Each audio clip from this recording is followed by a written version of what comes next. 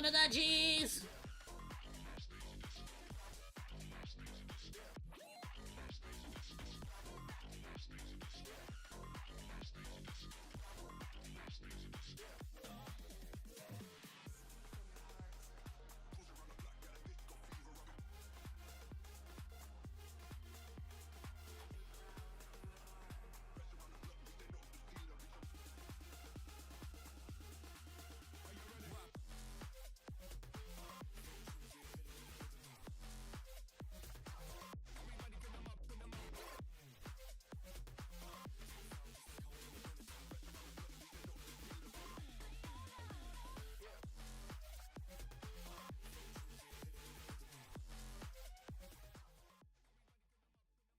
Okay.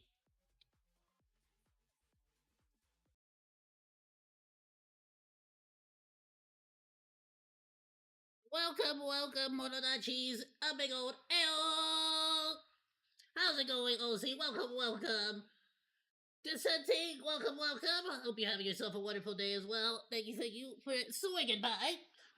We got a great one today. We got a lot of people basically wrecking their careers. I am genuinely surprised that I've been able to come up with. Well, I say I've been able to, even though yesterday I'm pretty sure I completely botched that. But for the most part, I was able to figure out a theme today. It was gonna be educational videos. Like I was like, oh, bro, let's go check out space. Cause like the Voyager just got to the edge of the solar system and it's crazy. And like a bunch of other stuff is happening. But the more I tried to like look for educational stuff, the more I saw that for some reason everybody right now has been expertly dismantling their careers, and I just gotta say it's almost an art form. It's actually genuinely educational if you want to learn how to destroy your life. Pretty much like within the span of a week. That tends to be the what was that be the common denominator is that you can spend 1 week fudging around basically and absolutely destroy yourself. But I was gonna check in on the Vitaly situation, but for the most part, it seems like he's been deported to Russia. Nothing too like brand new. We already like heard about that. So unless there's like a major update, I don't think I'm gonna be covering that again. But Vitaly, he apparently he has landed back in Russia. He's making jokes about going to the front lines of Ukraine. I don't know if that's true or if that's just him messing around to try to like get some attention back on himself. Hopefully, after spending what is it like 190 days in prison in jail in the Philippines, hopefully he kind of learned a lesson or something. Hopefully at the very least he gets off of all those whatever the frick he was on. Cause bro, like I'm just saying, like I'm not accusing him of nothing, but I'm just saying nobody like loses that kind of weight and looks the way he looked after like a few days if you're not on something hard and your body just didn't have it in their system for a while. Oh, he's in the U.S. The absolute last thing I saw was that he landed in Russia. That was like the last thing he posted. If he's in the U.S. again, I have not heard about it. I didn't know about that yet. But I'll wait. I mean, if he was on Aiden, maybe something. Maybe there's like highlights or something. I don't even know much about. Frankly, I don't know a whole lot about Aiden. Is Aiden like a bit? Is he like close to Vitali? I only ever hear about Aiden whenever he gets into an argument with somebody. I'll be honest. The most recent person being freaking Hassan Piker, right? But okay, this perfect. I refreshed the page. We already got one from WestJet. I don't know if I want to do WestJet one because we've kind of done WestJet for the last couple of them, last couple of controversies. But I mean, you also can't hate on him. Bro makes them nice and short, quick and easy to like check out. I'll save this for now, right? Let's open this one up and maybe we will check it out. But we're gonna check out the freaking DoorDash girl. If I'm not mistaken, this is not the same chick that like went and recorded a drunk dude naked. You don't know? Yeah, I'm not too sure. All I know is that Aiden, like, I know Aiden has his own controversies. That's about all I know. I think he may or may not have. I'm not even gonna say it. He may or may, but the only things I've heard is that he may have gotten involved with some kind of crypto coin. I don't know if I don't. I'm not saying he like made one in rug pull or anything, It might have been like a situation where he advertised one and didn't know that it was bad. Like, I don't know. That's all I've heard about him. And then, of course, a couple of clips where he's like talking shit to Hassan for some reason. I don't know why Hassan right now is like on his like I want to fight everybody phase, but it's freaking hilarious. But there's nothing too. Miami was great. Whoops, there's nothing too crazy, brand new on that front either. Besides him just sort of crashing out on Asmongold. So again, if anything super like crazy cool or anything like super important comes out, I'll cover Hassan again. Otherwise, we're gonna move on from that guy as well. All right, so today we got the DoorDash girl. Now this should, like I was saying earlier, if I'm not mistaken, this is not the same chick who recorded a dude like went into his house or I don't know if she went in, but so the accusation is that she opened the door and saw homie passed out drunk with like no clothing on. Cause like, you know, it's his own house, screw it. You won't hang some schlong, might as well do it in the privacy of your own domicile and all that. But it's either that chick or it's the chick that pepper sprayed the food. Because there's both situations. I have heard about both. This is that chick? Damn it. Okay, I thought I was covering. Okay, I thought this was the chick that pepper sprayed the freaking food. I was trying to see. Alright, regardless, let's see, because there was no. The last video I saw in the Tozy was just like a quick little. He was still figuring out what the hell was happening. So let's watch this video, anyways. And we might look up the other DoorDash chick. Or Uber, whatever the hell it was. But that chick that pepper sprayed the food, she's also like, cause she like pepper sprayed the food, and then some lady ate the food and had like an allergic reaction and started like, or like because like there's pepper spray in her throat, she like almost choked to death. She had to be rushed to the hospital because like her freaking like she couldn't breathe. So that's like a whole other thing where I'm like, nah, I genuinely feel like she deserves jail time. The chick who like violated bro's privacy, she should just be fired and maybe bro could, if he wants to press charges. But the chick with the pepper spray, I genuinely think that should be attempted murder. Things just got so much worse for the TikTok DoorDash girl because this is becoming a nightmare for her. And if you don't know about this situation, it is insane. So here's a quick rundown. So on October 12, 2025, a DoorDash driver by the name of Olivia Henderson got an order in Oswego, New York. This was apparently a late night Wendy's order, and from what we know, all she had to do was leave the food at the door, take a picture of the food, and continue on with her night. Instead, she allegedly made a series of awful decisions. The police and prosecution, they're alleging that she pushed the door open and decided to film a drunk dude who was passed out on his couch with his pants down. So in my first video on this story, I reported that she Oricillium capsaicum. It's paprika oil. Walked into the house because is that really what is pepper spray really like just like a hardcore version of paprika? The same crap I put in my freaking food? I had to assume it's like probably a little bit more complicated than that, but is that like the essentially what it is? It's like a paprika thing. Damn, that's insane. Going viral on TikTok. The same freaking thing that like I put in my food can essentially burn the hell out of your eyes if you're not careful. That you know what? That might be a good video for an educational video. I should look up how the frick they make I know that is wrong. So I have to issue a massive retraction and correction to that statement. And I wonder how the hell, like, how different the process to make bear pepper spray is. Or is it just like a stronger pepper, like a habanero or some shit? All the, at least, credible sources are claiming that she never walked into that house. She was only standing in the doorway. But still, either way, the thing is, you can definitely still stand in a doorway and open a door, right? Like, that's just facts. And posting what she saw after she allegedly either opened the door or pushed open the door is still incredibly stupid. So if what the prosecution is alleging is true, and again, I just gotta point this out, and I'm sure everybody already, like, common sense, right? But, like, your job is to leave the food there, take a picture, and be on your business. But, like, send me a text, or ring the doorbell, or knock on the door. Like, there's, like, so, like, you know what I mean? Like, I'm just sort of trying to think about this. Like, what if I was in her position? Like, what would I do? And at no point in time would I open the door. The only time I would ever find and I'm thinking about this because I actually did have to do, like, for a cool minute there, I had to do phone repair services, but like we come to your house to repair your phone type of services. So I did actually have to like many times go and like receive the phone from the customer, take it to the van where I had my setup, and then fix it, and then return it back to the customer, and then get a signature and all this other stuff.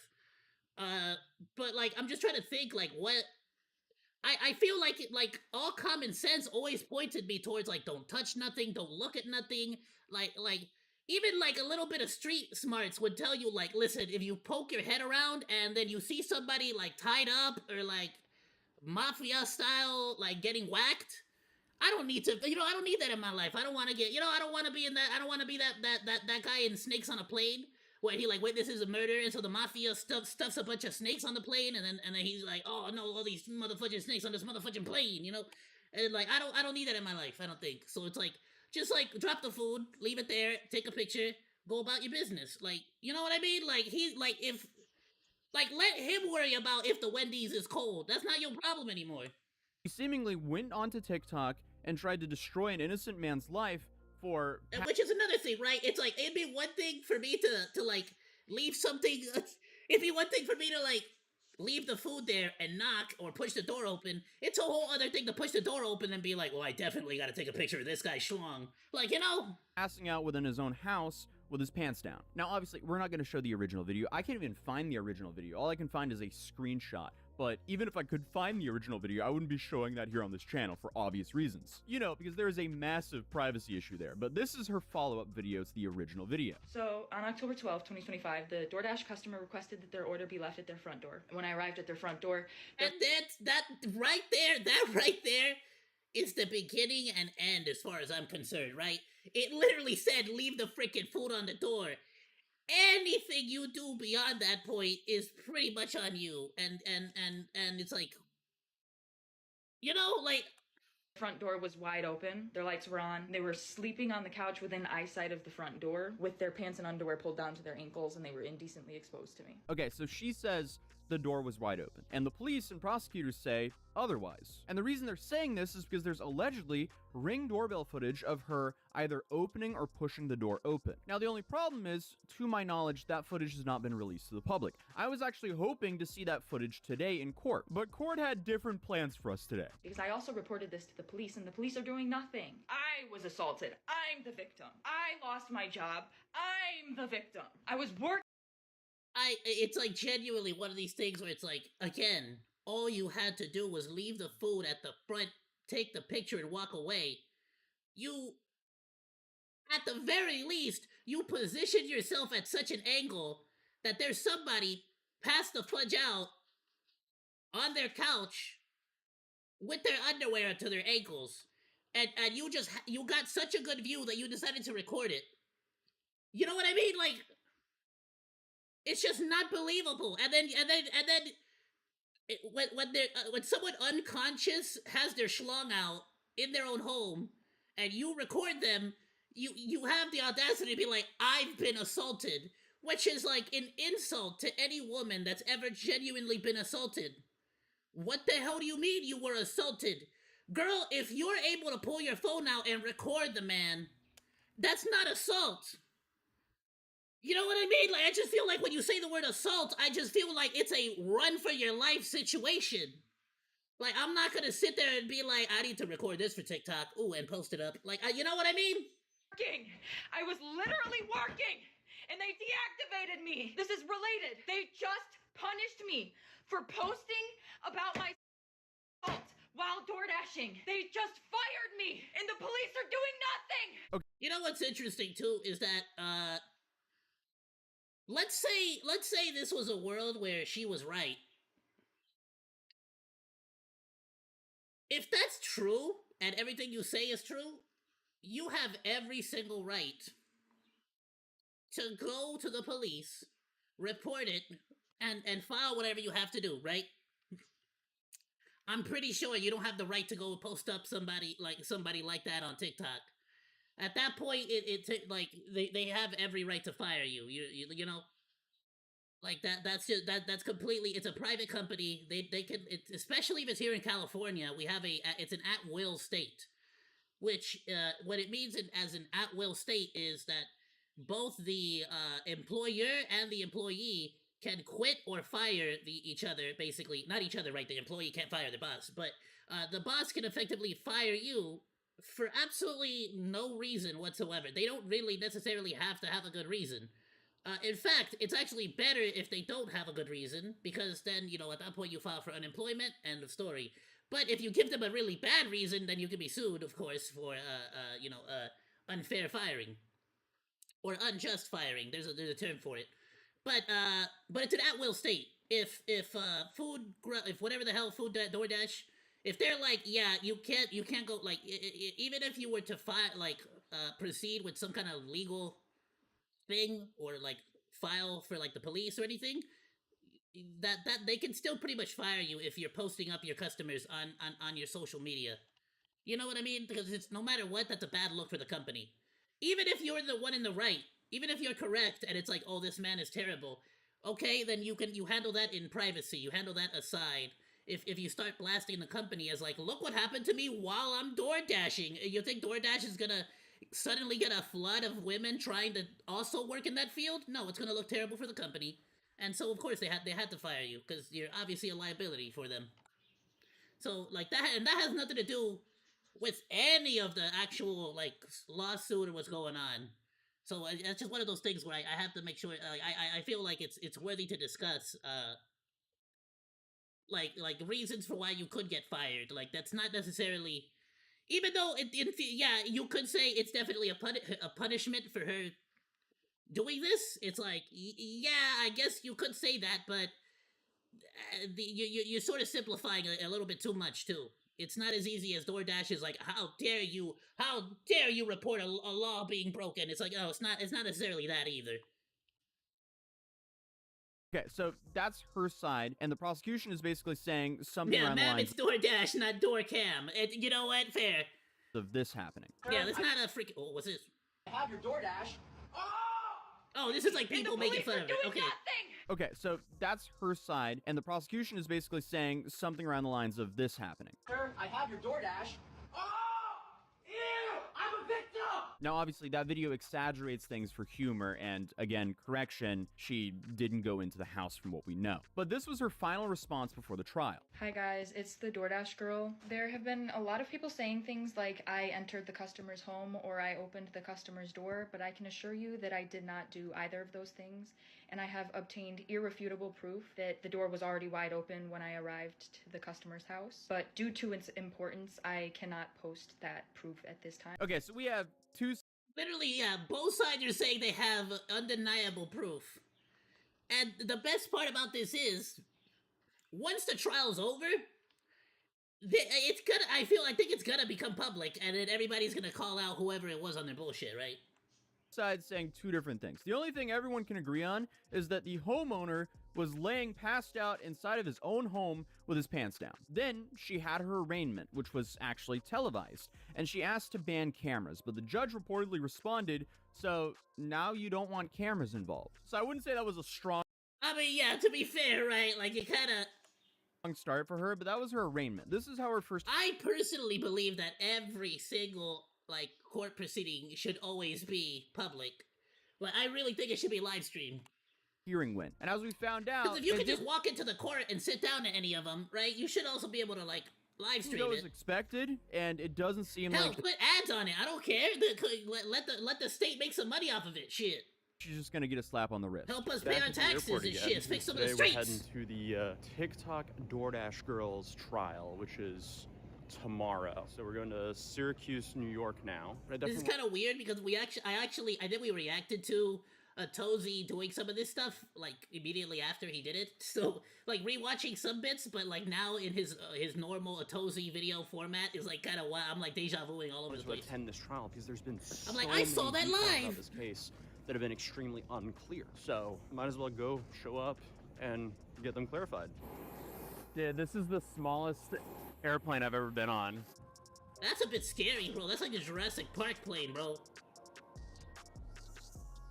Welcome to Syracuse. Is that like a 1 or 2 seater on either side kind of plane? Damn. Alright, so I'm in Syracuse, New York. This is not Miami. Why get an influencer break the law somewhere tropical? Miami was great. this is rough. Tomorrow morning, I'm Bro, how much clothing did this dude have to pack? Like, how much luggage did he have to walk around with? driving. Because I don't know about y'all, but I pack like 2 sweaters and my whole freaking luggage is full. Last like 25 minutes or so to get to Oswego, and apparently Oswego is known for being even colder than this spot, so that's awesome. Good morning. We're getting ready here. It's like 7:50 in the morning here. The trial starts at 7:30. I'll probably try to get there like half an hour early so we have way more time than It's anticipated. so weird But without yeah, the hat for now, coffee, and the a little glasses. bowl of cereal. It's time to wake all up and we'll be good. There's a few things that are probably gonna happen today. Or actually I say that, but in reality, I don't know what's Well, you're just drinking black coffee just like that, like not. It's like I'm fine with just black coffee, but it's like you're not like you either put ice in it, or you drink it hot. Like what is this room temperature coffee? Like what the hell is like? gonna happen. That's almost satanic. There's always I feel like. surprises when you go to trial. She currently has a public defender, and she's charged with 2 counts. She has one count of Okay, so she has one count of dissemination of unlawful surveillance image. She also has one count of unlawful surveillance. Both of these, she's pled not guilty to. As stated, she's currently being represented by a public defender. From talking to the practicing lawyers I know, That's always a good thing. it seems like it's very likely that a plea deal will happen today. Who knows though? That's why we're gonna go see. The big thing is for her is she filmed the guy. That's why she's charged. You have a whole bunch of arguments about like, okay, did she open the door? Was the door already kind of opened? How was the door when she found it? There's now alleged ring camera footage showing that she either opened the door or pushed the door open before she started filming. That's the really damning evidence. So we have the police alleging that she opened the door and started filming, and then we have DoorDash essentially banning her from the platform because she filmed the customer. But she's claiming that she's the victim in all of this. Oh, so very interesting. I don't know what his source is for that, but he's saying the same thing that I was saying earlier, actually. That DoorDash did fire her because she filmed a customer. And again, because that's just not in your responsibilities for your job. You put the food down and take a picture of it and then leave. You should not have, like, realistically, you shouldn't have even looked through the door or in the window or like whatever. It sucks that there's disgusting people out there, but you gotta just sort of do what you do what you gotta do there. Be about your business. You know, be on your way. Like, dude's in his own house naked. That's on him, right? He's allowed to it's his own freaking house. What the hell are you gonna do? Which is why, you know, all of her TikTok started in general. You like your coffee like you like your women, fresh and hot. So it will be interesting to see how her defense argues for her in court. I think I can agree with that. Yeah, I like women like coffee as well. You know, without a penis and all that. Going to be making any because I definitely don't like it when my coffee has a penis in it. It's disgusting. What's going to happen is, I guess, plea deal. I think they're going to be very lenient on her. Same thing with my women. She didn't have to bail out, so she was released. It just sort of ruins it if they got one, you know. Meaning she didn't have to pay bail. It's basically just an honor system. It's like, hey, like, I don't hate it, but I'm definitely not going to drink it. You know. Go. You don't have to. I'm not going to put that in my mouth. Is what I'm trying to say here. Trust that you're going to show up to court. So I have a feeling that her sentence is going to be, or her plea is going to be very lenient. Most likely, she'll be getting like some community service, maybe a fine. That's what I'm expecting here, but we'll see. All right, welcome to Oswego, New York. Beautiful little town. Okay, guys. I'm just New York just I'm now always going to find a little location where I can do a quick live stream for you guys. Wow, look at that building. That's I don't think I've ever seen New York without like a bunch of snow. beautiful. I think that's the town hall. This is the city courthouse. This is probably the spot. Hopefully we could find some shelter from the wind, though. I feel like my arch nemesis at this point is the wind. Yeah, this is perfect down here. I feel like every microphone's arch nemesis is the wind. We just got out of the court case for the TikTok DoorDash girl. Something big did happen, but it took a while for anything to happen at all. So I got here at the court at about 9:21. She was on trial at 9:30. This time it was a little bit different because last time we know that we had footage of inside of the courtroom because the news was there. So the news, they were set up, they were filming her. I walk in, there's no TV camera set up. I don't even see any journalists. And basically I was there until the end. I can confirm there was no journalist there. So it's only me that was there, which is kind of interesting. Other updates to this case, she still has a public defender. She has 2 charges. At 9:30, judge walks in, everyone stands up, sits down, you know, the whole thing, and I don't see the DoorDash girl. I think it was just because I didn't see her. because she was I genuinely wonder why media has sort of like given up on this story.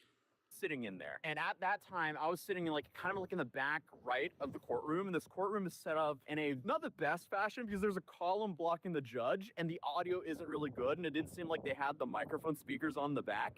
So I couldn't hear what was going on. So I had to move around. Eventually, after they went through a couple of the defendants, I got up and You said that the microphones used to have the hairs. Now they have them without. You mean like the fuzzy like microphone things? Does that actually stop the wind?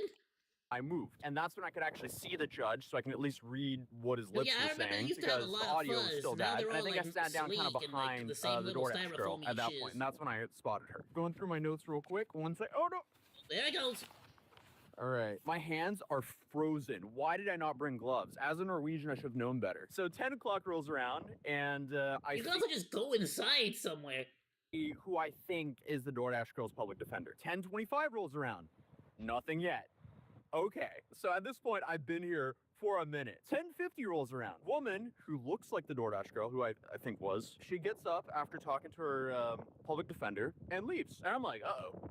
What's going on now? Is this like another Jack Doherty situation where there's some like continuation? Do I have to show up tomorrow?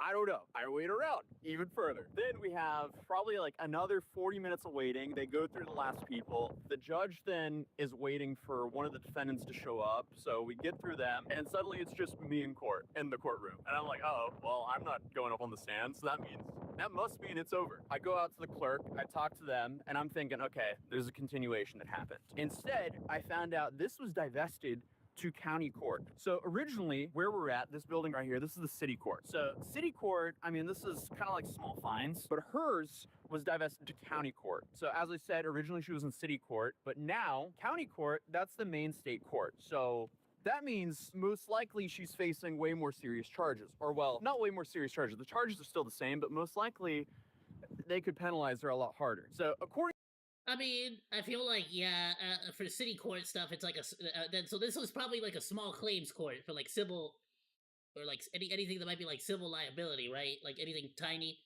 If it's federal court, it could be that the penalties, yeah, are gonna be in excess of like small couple of like sub $10,000 amounts, you know?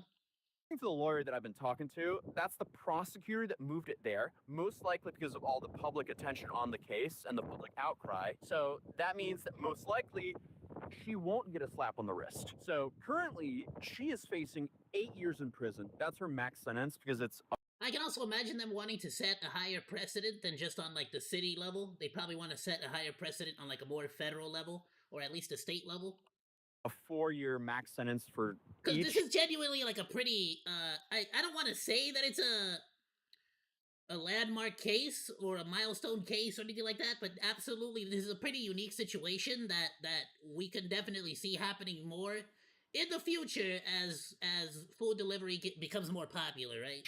Of the felonies, and her minimum sentence seems to be a couple years of probation, and that is if she's convicted 100% though. It seems like She probably countered the case. Yeah, well, according to Atozi, she pled not guilty to both counts she was moved to superior of court. So that's actually of surveillance. I forgot the exact titles, but she was being charged with 2 different counts, and she did plead not guilty on both of the counts. So now they have to pretty much, if I'm not mistaken, now they have to pretty much go into a full-blown like discovery and actually make their arguments. even worse for her. Like if there was a time for her to be like, I will plead guilt, I will plead guilty, but only if this, that, and the other. This was the time for that to happen, I think. That's what we have right now. She's currently facing 8 years if in they wanted to prison. work That's the something worst out case. She's not going to get that. between But her the two of minimum them. is at least a couple years on probation. Either way, she shouldn't have done this. This is like a big self-inflicted thing that didn't need to happen. I don't know why she decided to do that. Those are all the updates for now. And I have to go find out when the next court date is, because if it was just moved till tomorrow, that's very convenient for me. Because then I only have to extend by 1 day. But if I have to like keep extending weeks on out, no, I gotta go home. I can't be here. It's one of these things too that it's like judging by like the little bit that we have seen of her, I would totally believe it if this was just a case of like she genuinely believes she's in the right, and so she wants to sort of like push this case as far as it goes. The problem is that if you don't get a little bit of self-awareness, and sometimes you don't even need self-awareness, just sort of see that you're on a losing case, even if you are in the right. If it's a losing case, in some sometimes it's sort of better to just make a deal and get yourself out of the situation, whether you're right or whether you're wrong. Like let's be honest. Look at the whole Amber Heard trial. There's still women out there that believe Amber Heard was in the right, even though like everything shows Johnny Depp was in the right. But there's still people that believe her, right? So at the end of the day, you sort of just gotta get yourself out of a bad spot. But if she continues to dig this hole, like if and when the consequences do hit, she's really got nobody else to blame except for her, right? Because any legal fees that are being accumulated by pressing this forward will also be put down, more than likely be pushed onto the person that loses the case. Here for weeks. I could be a new resident of Oswego, New York, until all of this resides. Who knows? All right, we did a successful live stream. I'm actually fairly happy with that. Now, let's grab a coffee and then head back to the hotel and knock out this video. Skincare and How beauty much bar. coffee did this man drink? Coffee shop is in here. Oh, awesome. Thank you so much, sir. Thank you, sir. All right, we've secured the iced coffee. I would definitely recommend checking out that coffee spot because they were super nice in there. He really went to get iced coffee when after he's complaining about his freaking fingers freezing. Okay. Other than that, am I the only person who drinks hot coffee anymore? Okay, so I'm now back here at the hotel. I started off on one side of the courtroom. I even got a little when Mr. I positioned Coffee myself warmer here in the courtroom, I quickly to make sure it realized stays I nice picked and like the warm. worst seat Or hot. possible in the house. Because as I walked into the courtroom, the door never closed. So it was open and there was constantly people going through the hallway talking. So it was hard to hear the judge. Then for some reason, the speakers that were like kind of behind you, normally they're connected to the judge's microphone so you can actually hear what the judge is saying, but they were not connected, so I couldn't hear the judge. Then there was also a pillar in front of me, so I couldn't see the judge either. So I just picked the worst seat. You know what you can do in some... It depends on the court, too. This only happens in the fancier courts. But if you're ever in a situation like that, and you're like...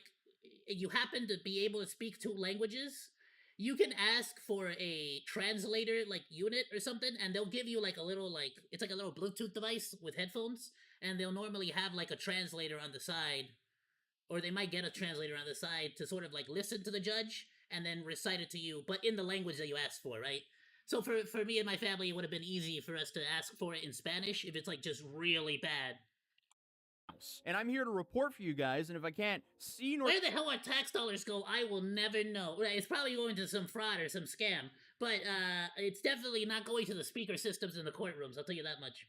Hear the judge, and that's the problem. So I ended up crossing to the opposite side of the room, and I went to the front bench so I can actually hear the judge because, again, the speakers were not on. So I sat there, and I was looking around for Olivia, and I couldn't find her. So then I'm sitting here like, okay, am I in the wrong place? But I double-checked. It was the right judge, and I was in the right courthouse. So then I was wondering, did she not show up? Well, there was a woman sitting in front of me, but I didn't put two and two together because I was looking for a lady with, you know, curly red hair, but the woman in front of me had brownish blondish hair, and it was straight and it was in a ponytail.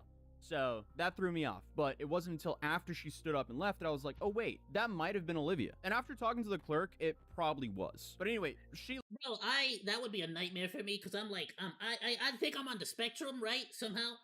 Or somewhat, as what I meant to say, and like, I can't do faces. Like genuinely, like faces to me all blend together.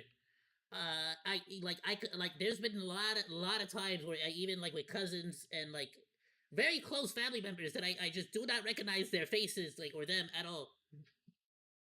And I feel like that's probably why I inevitably ended up becoming such a big fan of voice acting, because I tend to have better luck once I hear someone's voice. I recognize them a lot easier. Left, it's not like a super crazy, like, you know, anything like that, but it's just like one of those little things that just sort of, I'm sure everybody is slightly on the spectrum and has their own version of like, oh, I'm a little bit this, I'm a little bit like that. You know, everybody has their own little tism story. There until no one was there and the judge was like, everybody's got a little bit of the tism, tism, right?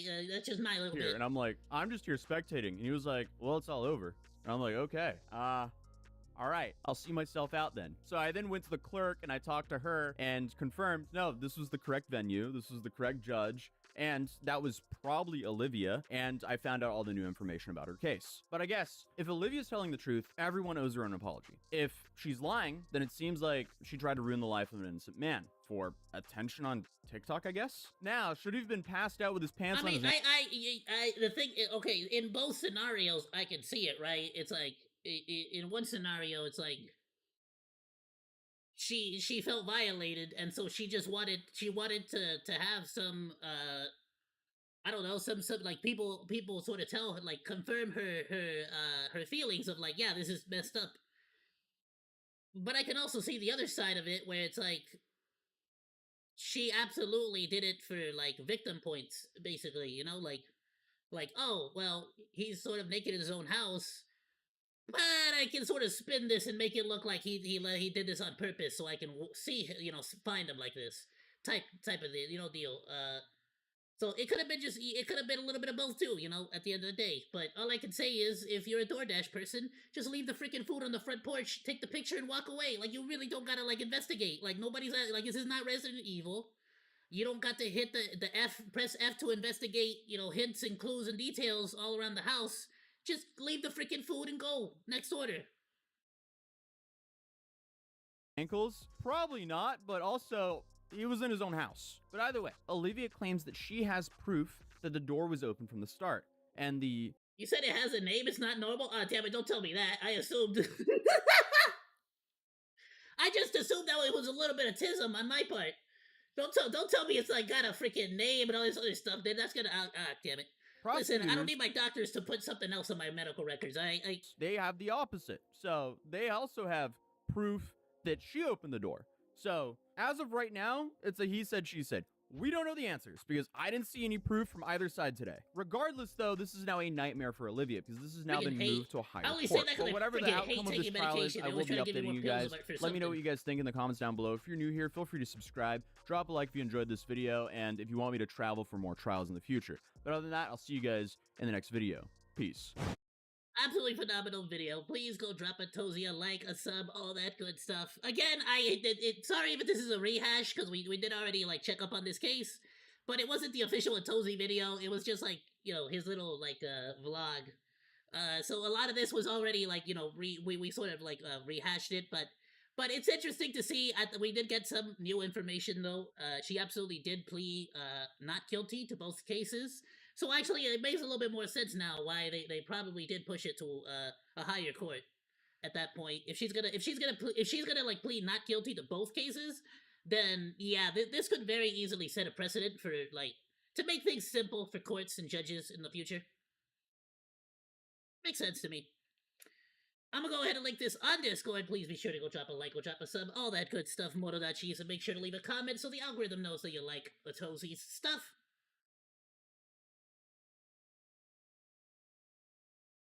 Okay, now this one y'all might not know too much. I basically have nice of him to go and be there for Olivia Vitali and etc. Yeah, right? Like nobody, like it seems like 9 out of 10 times their families and other people are not showing up to go show their support, you know? I'm saying that, I don't actually know, I wasn't freaking there, right? But now, if you don't know who Joe Bastianich,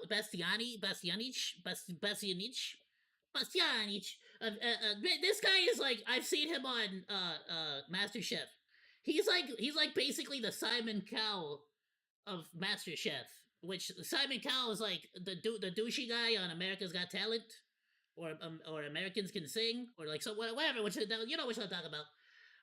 And so basically, this dude is like, he's meant to be like the posh sort of like, ooh, Gordon might be willing to give you the benefit of the doubt, but I hold you to a higher standard and shit. You know, like he's that kind of guy.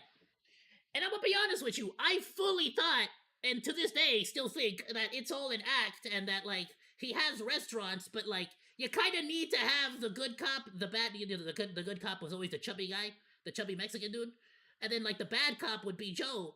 and then Gordon would be like sort of like the what would you call it, the call to authority. Anytime, you know, the sort of like the middleman who's meant to be like on both sides, like sometimes nice, sometimes harsh, it really depends, and he could sort of be a tiebreaker. That's how I see him. He seems very slimy and phony in MasterChef. I 100% agreed, and I thought I really think or thought that was like a bit. I really thought it was like a character, right? I assume just like everybody, just like in any other Hollywood thing, I assume they asked him to like, hey, play it up even more, be the douchebag, because you know it's good for the ratings. But apparently, his career has taken a nosedive a little bit. So maybe it wasn't all an act. Because to be fair, I thought that James Gordon, the freaking fat guy, the fat British guy, the guy who like started getting into an argument with Kirk, with Picard. I mean, not Kirk, with Picard. Like I really thought like whenever he was being a little bit douchey here and there, I really thought it was like, ooh, let me be that douchey British guy. And then it's little by little, I started to see like, oh no, that was real. That's just him. When he got into an argument with freaking why am I blanking out on his name? The guy who played Picard, Professor Xavier.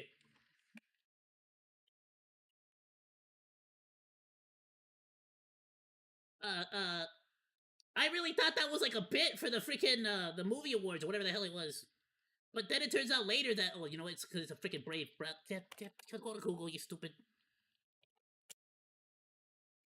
Damn it!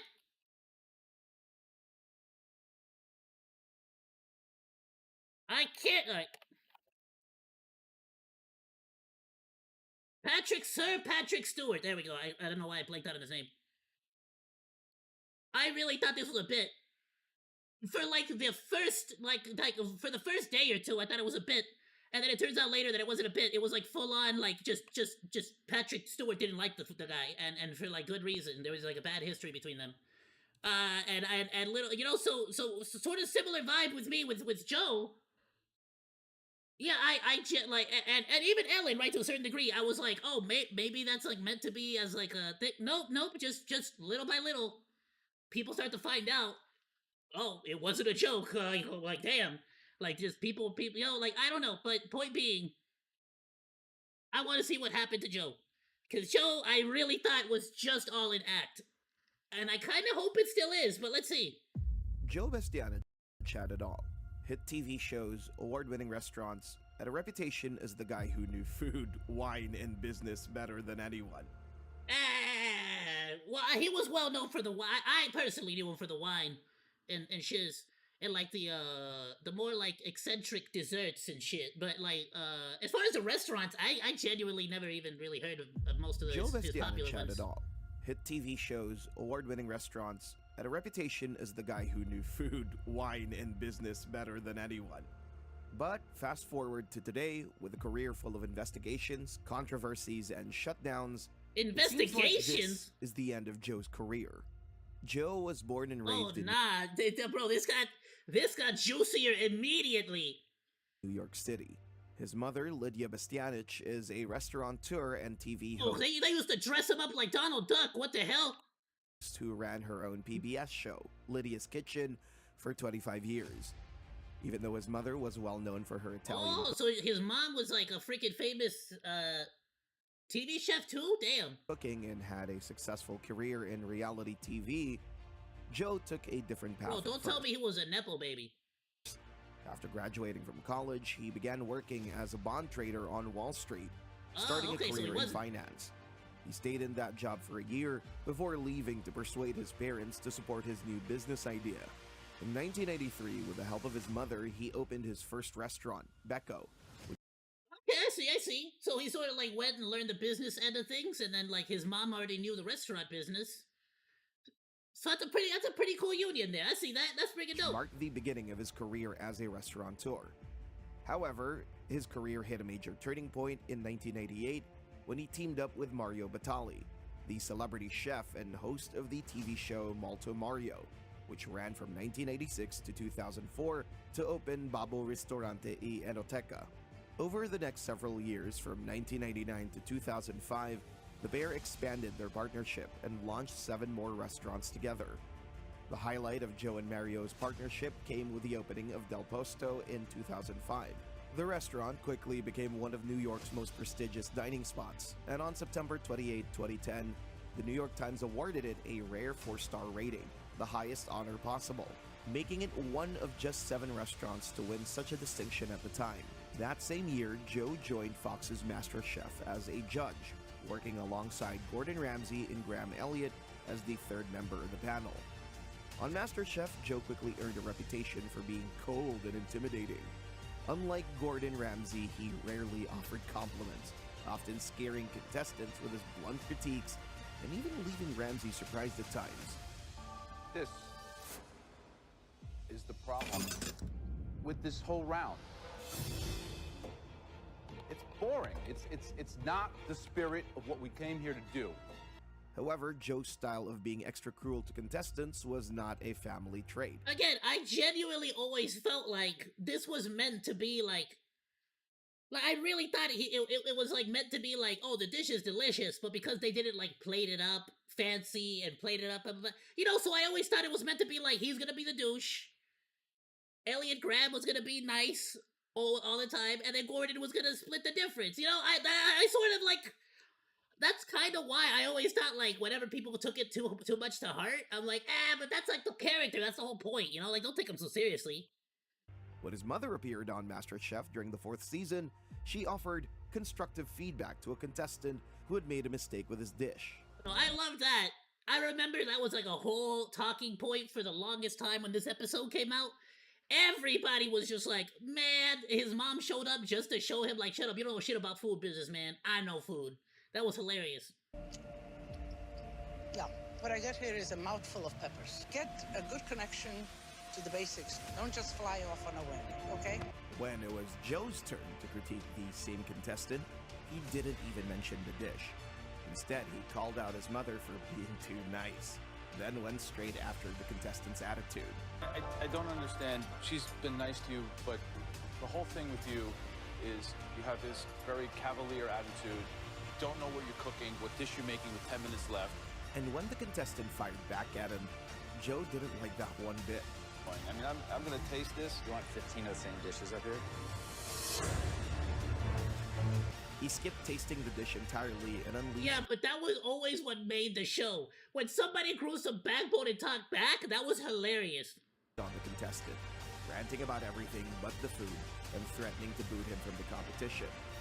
At that point, Lydia's face showed clear disappointment at her son. If you're here putting your spin on everything you make because you want to show us how cutesy and intelligent and crafty you are, well, that's going to get you a one-way ticket back to wherever you came. But Joe didn't stop there. He labeled the contestant a narcissist and dismissed him rudely. The only thing worse than a cook who can't boil is a narcissist in full denial. Thank you for nothing. Joe left everyone stunned. Even his mother gestured as if to say he didn't need to be that harsh. This is a competition about flair, about finesse, about creativity, not about copying someone else's so you can win $250,000. As harsh as that comment was, Joe's comments towards a blind contestant, Christine, who was bravely holding her own despite her disability, were even worse. A little intimidating. Yeah, which was, this whole thing was hilarious too, because, he basically was like the main antagonist of this, like, not only of the whole series in general, but this particular situation. And it was hilarious because this chick absolutely annihilated him by going on, blind as she was, she went on to completely annihilate the competition in that round. Because I can't obviously see what he's doing. Becky's doing a really good job of narrating everything, but at the same time, there's still a lot of things that are unclear to me. So I really have to use all of my other senses. Joe's fellow judges, Graham and Gordon, praised Christine's talent and the way she was holding her own as part of the team. I mean, I think that just speaks volumes for the fact that Christine's palate is so refined. Where would you put her in a situation like this? But instead of doing the same, Joe said he would rather not have her in the kitchen and essentially called her a liability. Even Gordon, who's usually known for being harsh, disagreed with Joe's judgment. Definitely co-check room. No, come on. She can't see. Have you seen how she puts food on the plates? Yeah, this is a live kitchen, Michelin-starred restaurant. She can't do it. She's a liability. Some of the viewers pointed out Joe's cruelty, saying, "Joe actually broke my heart when he called Christine a liability. That was rude and sad. The thing is, Christine just keeps proving all of us wrong. Team Christine all the way." And again, she literally went on to win the entire freaking competition. Another viewer took Christine's side and called out Joe. That was a really uncalled for comment. The thing is though, yeah, no, but again, I really always thought, genuinely always thought, like, oh crap, like, I kind of, to a certain degree, I assumed they, like, maybe even, like, not necessarily got permission from Christine, but I always assumed they sort of, like, ran it by them to sort of be like, hey, you know, we're trying to make this a little bit more of like a, oh, here's the big bad villain, and then there's the underdog type deal. Because she genuinely, according to, like, everything you could see on the show, like, even without any help, except for, like, you know, they would tell her where all the ingredients were, they would tell her where all her, she had to make sure her utensils were in the same spot every single time. So, like, they absolutely worked with, like, her disability. But that's the thing, when it came to the actual cooking, actual food, that was all her, right? Is he Italian? Is he Jew? I think he's Italian, yeah.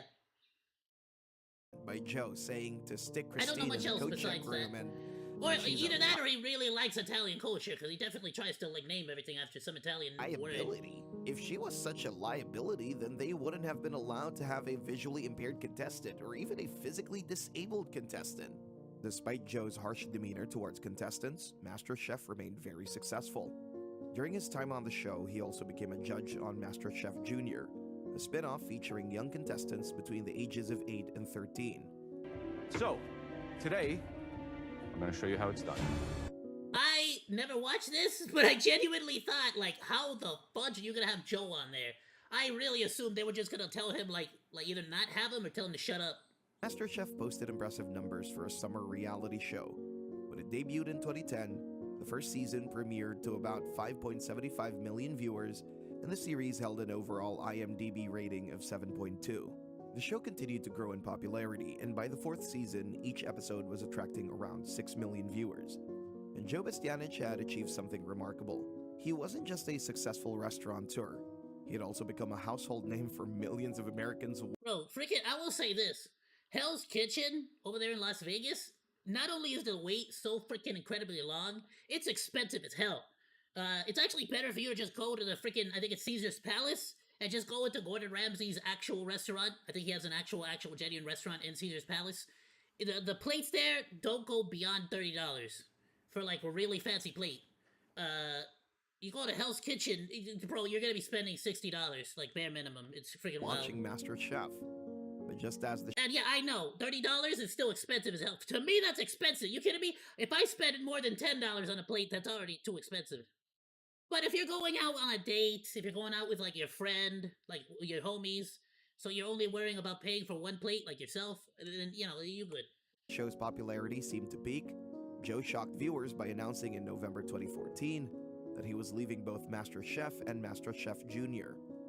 In a long Facebook post, Joe explained the reason behind his exit to the fans. After several gratifying years as a judge on MasterChef and MasterChef Junior, I've decided not to return for a sixth season. As co-owner and partner of the Battalion Bastianich Hospitality Group, as well as Italy throughout the Americas, I'll be focusing my time and energies on the continued global expansion.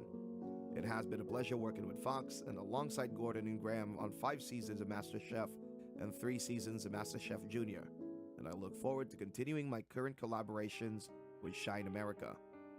Although Joe had a good reason for leaving, the timing was strange. MasterChef was still earning strong ratings. The show had a devoted fan base, and despite how harsh Bastianich could be, he was one of the reasons many people tuned in to watch. Absolutely. Like I said, he absolutely was the Simon Cowell of MasterChef. And whether that was all real or whether that was all a performance, it worked. Because you absolutely needed to have the, like, in any good judging, in any good judgment show, you need to have the sort of, like, the good cop, bad cop, and then somebody, the tiebreaker in between, right? That formula has worked for years for a reason. Fans of the show left comments like, well, it looks like I can get rid of cable now because you McDonald's meals are about €15 $50 the a year. reason I Damn. watched. Best wishes on your same here. It was the same, if not worse, here for a cool minute there. There was a cool minute there where I would take my 4 siblings to the McDonald's and spend like $70, which is exaggerated. So I completely stopped going to McDonald's for like the longest time, and actually very recently I think it's starting to affect them because all of a sudden they start coming out with these special deal $5 $6 and you get 2 sandwiches $6 and you get this combo, and it's just like all of a sudden, now that nobody's going to eat at McDonald's, they want to start bringing back the value menu and stuff. New ventures. And you're my absolute favorite. It's almost as if you make things affordable, more people will buy them. The show won't be the same without you, Joe. Joe's explanation would have made more sense if he actually stepped back to focus on his restaurants and other business ventures as he claimed. Instead, in the years after leaving MasterChef, he increased his television presence, hosting several... Yeah, okay, so it might have been less about wanting to focus on his business and more about him wanting to make his own personality outside. You know, like, because let's be honest, MasterChef was most known for Gordon Ramsay, right? That's what everybody really was there. Like, that's who everybody knew. Italian variety shows and even appearing on Italian reality programs. He became a judge on MasterChef Italia, an Italian version of the reality television show. Looking at the events that followed in the years after Joe left MasterChef, his exit felt more like a strategic retreat. He either knew about the scandals to come, or sensed the impending hit to his reputation, or simply wanted to lower his profile on American television before the scandals involving him and his companies became public. However, that departure also marked the beginning of his decline.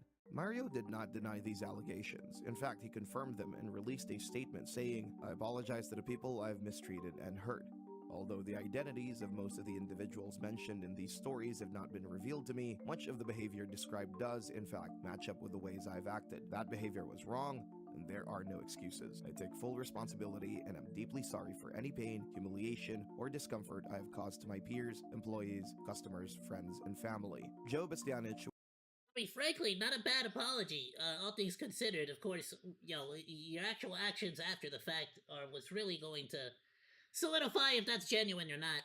Was never personally accused of the misconduct at the center of the 2017 scandal, and it's unclear exactly when he learned what was happening with his partner inside the company. However, his restaurant group had already faced legal trouble before then. A former pastry chef at Babbo had sued after alleging that managers hurled slurs at him and then conspired to fire him when he complained. When these allegations surfaced against his partner, Joe released a carefully worded statement that expressed regret without fully accepting legal or moral responsibility. He insisted that he was unaware of Batali's behavior. Denied ever. Yeah, of course. You can tell when they're using legal speak, and let's be honest, anytime somebody's using legal speak, you can sort of see the you can sort of like I understand why they're doing it, but it does absolutely give it this sort of like air of like you're not actually sympathetic to the situation. You're more concerned with being sued, and that's why you're making this statement.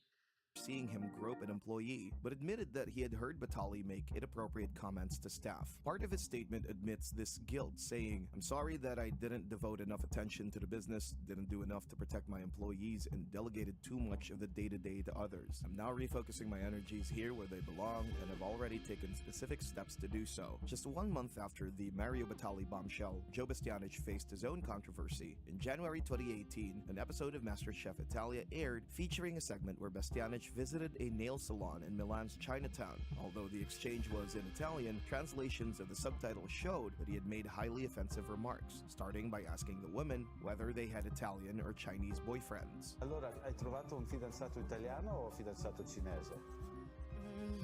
Sei single? Sì. Ma è mai uscito tipo una serata romantica con un uomo italiano? Then he went on to make this very offensive. Is that actually racist? Genuine question. Is that racist? If you ask somebody if they're dating a Chinese or an Italian man? I kind of feel like he's just sort of, like, that seems like flirty to me. stereotype about Chinese men. Io personalmente che gli uomini cinesi. Okay, got it. Okay, so there's more. I shouldn't have paused it. Okay, there's more. There's more. Never mind. There's more to it. I should have just let him cook. I'll let him cook. He is a chef after all. A volte sono un po' curti. Chinese men are what? Stereotype about Chinese men. Io personalmente che gli uomini cinesi. They have some defects. They are short. Hanno un po' di difetti, a volte sono un po' curti. Sono inadequate in certain situations. But he didn't stop there. He even made some comments about having never seen a dead Chinese person, then asked inappropriate and dehumanizing questions about how Chinese people handle death and burial. Wait, what the hell? So what, like, he starts speaking Italian, he gets more racist, or what the hell? What was that about? Like, you know what I mean? Like, I never saw these I'm trying to think if there was ever a Chinese, like, contestant on MasterChef that he just, like, suddenly started dropping these on. Che vi faccio adesso, perché non ho mai visto una persona cinese morta? Cosa fanno con I morti cinesi? What do the Chinese people do with dead people? What is that? What are you trying to ask right now? È morto, un cinese. Perché in Cina, io sono d'accordo, qualcuno è morto, lo bruci fuori, finito il discorso e fai altri cinesi, no? Do Chinese people burn their dead? I didn't know that was... I just assumed they buried them like every other freaking person. Joe was called out for his comments, and he responded by feigning. I was unaware of his behavior, and all behavior that might be considered bad was addressed. Yeah, you know what's funny is that his coworker gets in trouble for racist or hateful bigoted comments. Bro's like, I don't know where this was, I can't believe I allowed this to happen, and then goes and makes a bunch of racist, even more racist as hell comments. Wow! Ignorance. He claimed the segment was scripted and that he knew the women personally, and insisted they had been given questions in advance, so he was only playing along. Then he rounded off his reply saying, "It's clear." I love how he's like, no, well, it was all staged. And you thought it was a good idea? That if anything, that makes it worse, because it makes it seem like you planned it all. Why would you say that? That makes it way worse. That some of what I said was in poor taste and not reflective of my views. I'm sorry I said those things. Joe's conversation with the women echoed his response. None of these reflected my actual opinions. But we rehearsed it, and I knew the lady, and it was all scripted. And apparently you greenlit it for some freaking reason. To the Mario Batali allegations, where he claimed he was unaware of the harassment inside his own company. Hell no. If anything, this makes it feel like he was probably in on the whole thing. Like, now I definitely don't believe nothing. Cultural problems in his restaurants, sexual harassment, discrimination, and toxic environment were not just organizational failures, but may have also reflected Joe's own attitude towards women, minorities, and people. And it's like, that's the thing, right? Like, that's the thing when it comes to, like, optics. Like, all we saw was him being racist towards Chinese people, right? In like a weird way. It wasn't even like in a funny way.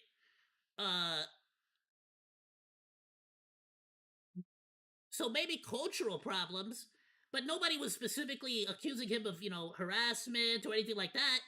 But now that we know that, like, he's lying about his racism, what else could he be lying about, Like, we don't know anymore. Now we don't know how much he was aware of. Now, like, if anything, he ruined any weight that he had, against all these accusations.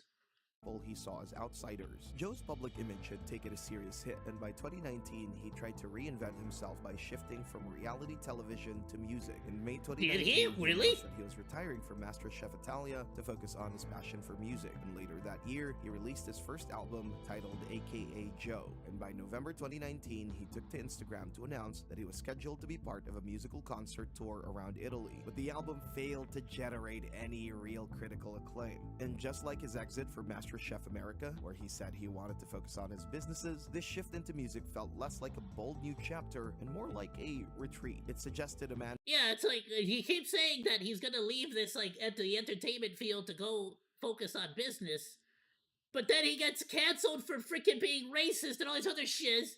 So he's like, all right, let's go to something else now, different field. It's like, pulling back from American food television and celebrity status, and instead trying to reposition himself around music and a more European-focused media presence. Despite the pivot and low He profile, wanted to get himself on Eurovision.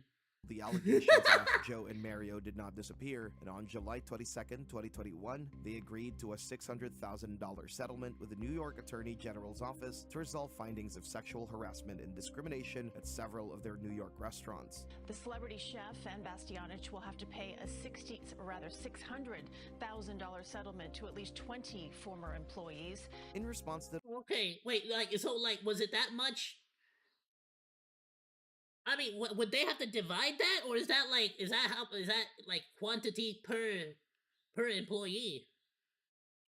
Or would the 20 employees have to divide that? Carefully worded statement that avoided offering direct apology to the victims or acknowledging any specific wrongdoing. He did not express shame, take clear accountability, or even directly recognize the harm his employees had experienced. He said, "The past few years have truly been a transformative period, including the pandemic. There have been a lot of lessons learned over the past 3.5 years, and it has given us an opportunity to redefine our business and the culture." The past few years have been truly a transformative period, including the pandemic. I'm sorry, did the Rona make you racist? I didn't know about that symptom. And I wasn't aware. I didn't catch that one when I got the Rona. I didn't get that symptom. We want to foster within our restaurants, emerging as the company we want to be. Unfortunately, I get it. It's because the Rona supposedly came from China. So he became extra racist towards the Chinese. Oh, okay, I get it. That makes sense. Now it makes sense now. $600,000 settlement with the state. I get you. I see where you're coming from, Joe. Legal problems. Several civil lawsuits against Batali, and in some cases, Bastianich, continued after the agreement, as some victims chose to pursue individual cases seeking additional damages and to hold the restaurant owners personally responsible. With multiple controversies and lawsuits attached to his name, Joe Bastianich's restaurant empire began to crumble. Del Posto, one of his most acclaimed New York restaurants, shut its doors in March 2020 when the pandemic hit, and although the closure initially seemed temporary, that turned out not to be the case. On April 10th, 2021, news broke that the legendary restaurant had been permanently closed and sold. The space had been purchased by a group of people that included the restaurant's executive chef, Melissa Rodriguez. The new owners made no attempt to preserve Del Posto's old name and reputation. Instead, that's actually pretty sick, though. That's actually kind of a good story. The chef themselves actually purchased the freaking restaurant. Of trying to revive its legacy, they deliberately chose to erase it. In a video posted on Instagram, Melissa Rodriguez performed a sage burning. Imagine, right? You put it that's actually a W for both sides, because Joe just sort of disappears on his own, gets out of the limelight, and then the actual employees, the chefs, the people who actually matter, so to speak, they get to take over the business for themselves.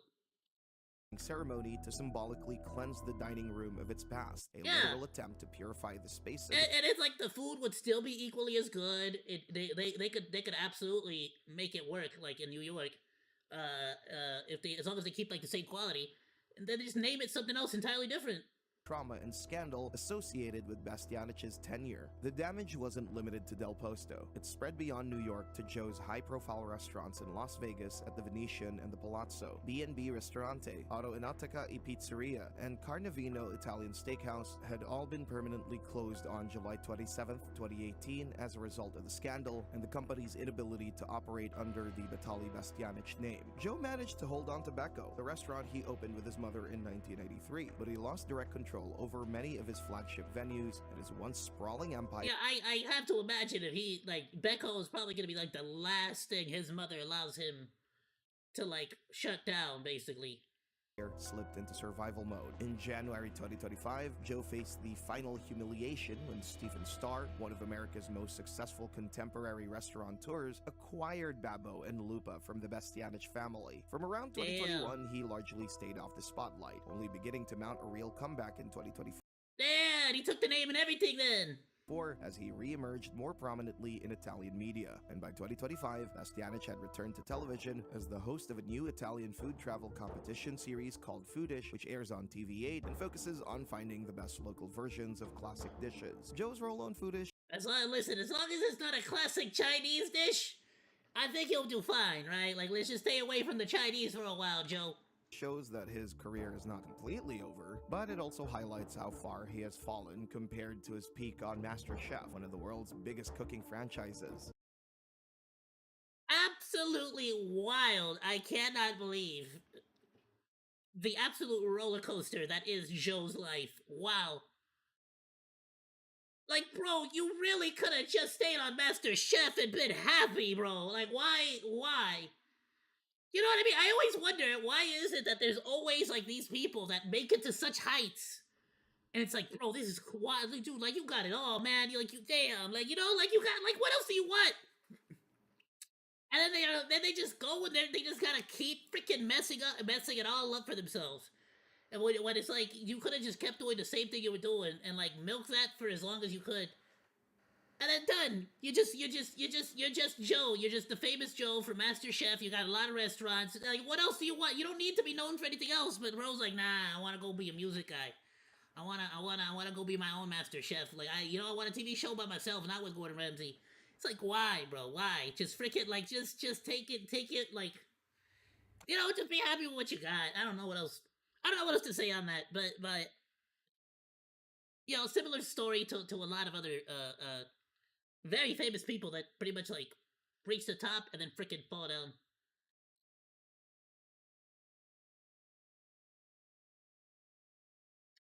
Is he the bar guy? No, I think that's a different person. Is he talking about Mario, the other guy? I think it's different. You think you're talking about Bar Rescue? Bar Rescue's pretty cool. I like that show.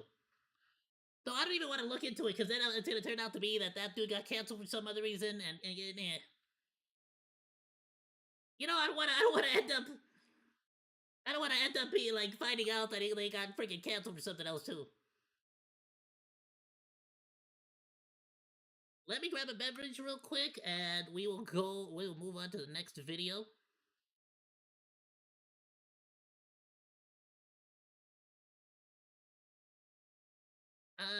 Okay, actually, let me move these in order.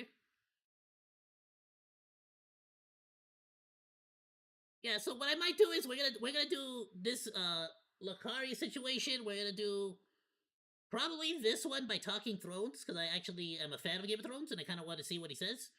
And if there is anything else we can look into, we'll look into it. Otherwise, I feel like, you know, it'll be a nice short reaction stream so we can get into a little bit more Arc Knights Enfield today. Let me grab a quick drink and I'll be right back. One momento. I'm not gonna put a be right back. It's like right here. Please enjoy Lakari for a moment.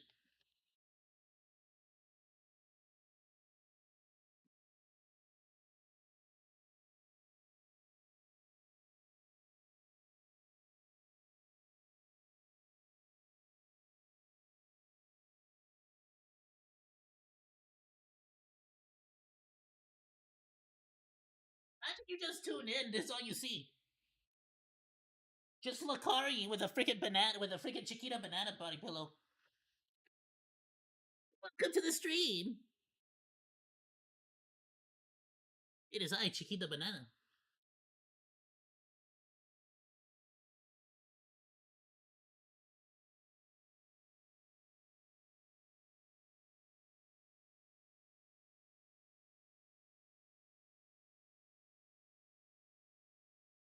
Alright.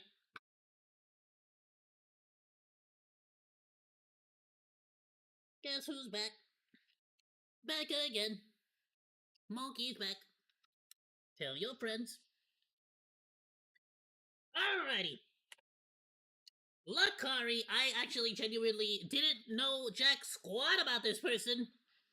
But, wow, apparently this dude was in the middle of a stream and pulled a Vash. Accidentally revealed some rather auspicious, and I don't mean like it wasn't like something like as simple as like lolly or anything. No, bro got caught with certain tags and certain subjects on his folders or on his saved notepads that pretty much tells you the full story on what this guy might potentially be into. So without further ado, let's get right into it. The Lakari situation is insane! By WestJet. Please go drop WestJet a like. Day for the unemployed. Black Mizkif just ended his career. Broski was Black streaming Mizkif. and his notepad popped out and boy oh boy. K-feeds! Let me at least add... Black Mizkif just ended his career. Broski was streaming and his notepad popped. Okay, so... this is all censored, but basically... he had a lot of, let's just say, apparently, and I haven't seen it myself, this is supposed to have a list of, like, links and, to, like, certain things. Popped out and, boy oh boy. K-feeds! Let me at least add way to the list of champions that I like. And that was it! Done. Done! That's how quickly it takes! Twitch That's all it takes to ruin your career. Flashing disturbing notepad file. The Thursday incident led to a quick bans from Twitch around 7:30 p.m. and later Kick banned on Kick. Yeah, he did everything they're saying he did. As viewers shared. Well, if Kick bans you, you know you fudged up. Like, you know you messed up. Censored clips across platforms showing what happened to be references to child exploitation and other extreme material. Lakari claimed it was an accidental download from a shady site, deleted immediately, and blamed a Windows glitch, but streamer Quinn69 debunked that live. Bro, it's like, if the actual incident itself wasn't, like, bad enough, bro starts coming up with the shittiest excuses for it. Like, oh, nah, he did that shit. Like, oh, no, that's your excuse? Oh, come on.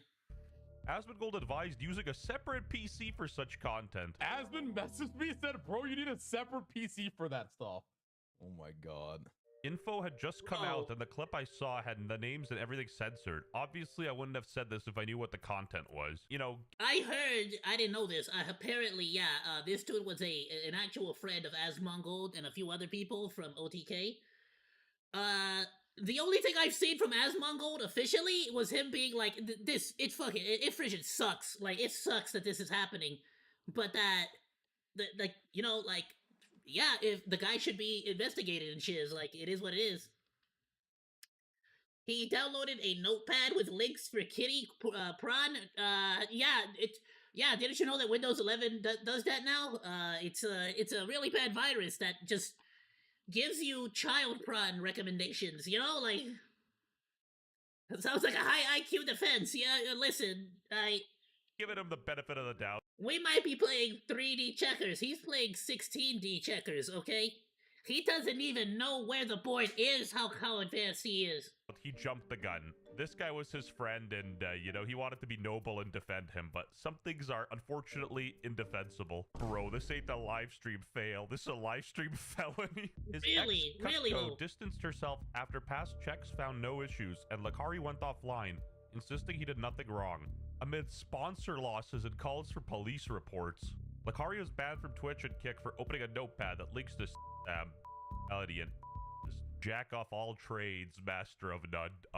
Hilarious today, by the way. And again, I need to like, and I will try my best to verify this separately, but to the best of my knowledge, we're not talking lolly. We're not talking, like, even, like, necessarily lolicon. Like, this was all, like, this was, like, pretty freaking bad. There was, like, no way to defend this. Your favorite This is not like some degenerate, like, ooh, they might be into flat-chested ladies or whatnot. No, this was a full-blown, like, no. About the fact that Lakari had that link on his computer. The kettle calling the pot black, but ironically, Mizkif's not that bad. I just wanted to say that joke because Lakari is black. You are you're not calling him out. You're not saying anything. You're letting this go by when you're willing to call me out for he said, she said. Get in there and make it about you. Well, he You know what's hilarious? First of all, yeah, Mizkif immediately tried to make it about him. Second of all, it was not a he said, she said, Mizkif. You basically confirmed everything Emeru said. Like, what do you mean? Stop trying to act like it's a he said, she said when Mizkif himself verified. Does have a point here and there. He said, she said. Yeah, both he and she would tell you to shut the up. Brother, you lived with the dude. No. Yeah, the P in Pogger stands for pedophile. In this scenario, any normal person would have ended the stream, but Lakari here is special. He's not normal. He kept streaming for hours. It was so bad, his own mom... No, to be completely fair, like, unless your own chat starts to tell you like this, right? To be fair, I think the smartest move is to just act stupid and keep going. Mods were unmodding themselves and telling him this isn't a joke. He's not even at the... Oh, I'm unmodding my... Damn! Would have Damn! ended the stream, but Lakari here is special. He's not normal. He kept streaming for hours. It was so bad. This isn't funny. This isn't a joke or something you can laugh off. I hope that this somehow was a mistake or a virus, but it looks really bad. I need you, you need to get help. I'm unmodding myself and unassociating with you. Peace.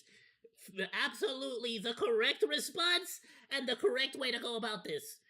Like, the way that he reacted to it makes him look guilty as hell. And I absolutely, this would have, more than likely, this would have been exactly what I do too. His own mods were unmodding themselves and telling... What was the game he was playing? It looks like WoW, to be completely honest. Or are you talking about what game WestJet is playing? Oh no, he's playing, is that Smite? Or is that League of Legends? Oh, he's on a website. No, he's playing, well, I know this chick is from League of Legends. But it looks like he's on a website right now. Probably a League of Legends website or something. I don't actually know what kind of a player he is. I don't. Is he mainly League of Legends? That looks like it might be either League of Legends or WoW. I can see that being League of Legends though. Here is special. He's not normal. He kept streaming for hours. It was so bad. His own mods looks were like League. unmodding Actually, the more I look at themselves it, and yeah. telling him this isn't a joke. He's not even the first streamer from that community to leak his goonery to the world, except this guy was just a bit strange. He wasn't a criminal. I just want to ask you one thing. What's up? Did you know that was in that links, in those links? Alright, this doesn't look like League of Legends. That doesn't look like League of Legends to me now. What is this? Spacecraft? Starcraft? What is this? It might be. Okay. Do you know? No. Listen, man, Okay, so how did you get those links? because I download a lot. Oh. Bro, it's a Windows notepad. Like, you couldn't have even come up with anything better than that? Really? I'm sorry, but, like, what is this rare, unique virus that's going around that, like, just drops a bunch of, like, frankly immoral tags? And I'm being very nice by saying just immoral, by the way, because I need to actually confirm what the exact tags were. All I've heard is secondhand accounts about what the tags supposedly were. But to be completely honest as well, I'm not really trying to Google that, you know what I mean? I don't really want that, to be fair, but I also kind of should find out just so I can clarify stuff as well. How addicted everybody do you seems have to be use your censoring it. computer to goon, let alone download Warframe? stuff, Oh, it could be bruh. He Warframe. should have just said he was trying to download Huzuni hacked client for Minecraft. You realize that like half of the f***ing streaming world right now thinks you're a right? Yeah, but I mean, it doesn't matter. They're always gonna think that. What? What do you mean by that? Buzz, why would they think that? You know, I know the League of Legends is a bit suspicious, but like, come on. Not quite a red card, bit of a yellow card foul, but I called him a EDP 4. Listen, brother. Nah, there's a big difference between people knowing you as a gooner, people knowing you as like a degenerate, and people knowing you as like a don't let your kids anywhere near this guy. You know, like there's a big difference. EDP 445, 446, like there you go, right? Like now you're just a cupcake guy. Like there's a big freaking difference. No. Don't try to act like that's like, oh, they're always gonna, that's just my haters. No, fool, that's not just haters. 4-6. Similarities are uncanny.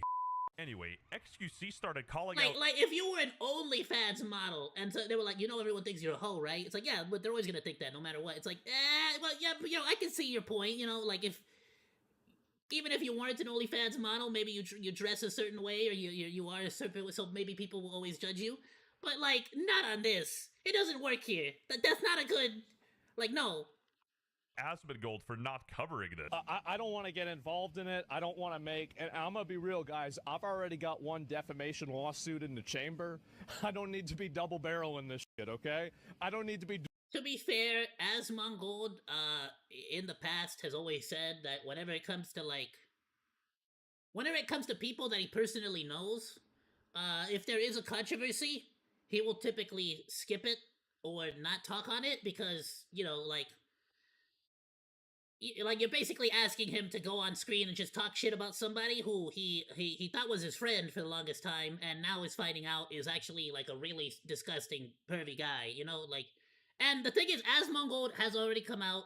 I saw that he already did say that the dude should absolutely be investigated because it has absolutely nothing to do with him. Like OzDaMonke, like this, it's not like OzDaMonke freaking shared those links with him. It's like, no, the dude is doing some creepy shit. Like, investigate his ass. But as far as like covering it, he said that he's not going to be covering it because that's just somebody he personally knew, and I can sort of respect that. But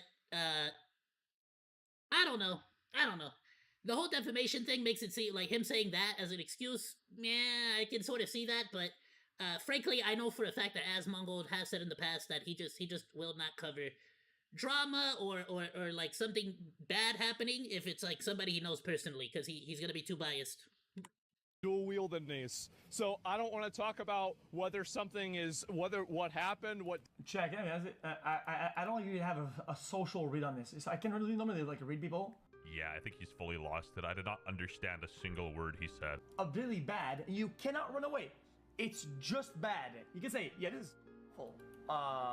And that person, that friend would still be wrong if they were mad at you, because you're being impartial. You remember? Like, you can still hold them accountable and want them to do better. Albeit he jumped the gun a bit early, but I'm pretty sure OzDaMonke genuinely condemned Lakari. Who wouldn't do that? That'd be insane. Excuse, he jumped the gun too early. He literally, I was about to say, and I'm glad WestJet actually brought it up, because he did. I think even in the same clip, OzDaMonke literally says that the guy should be investigated by like the FBI.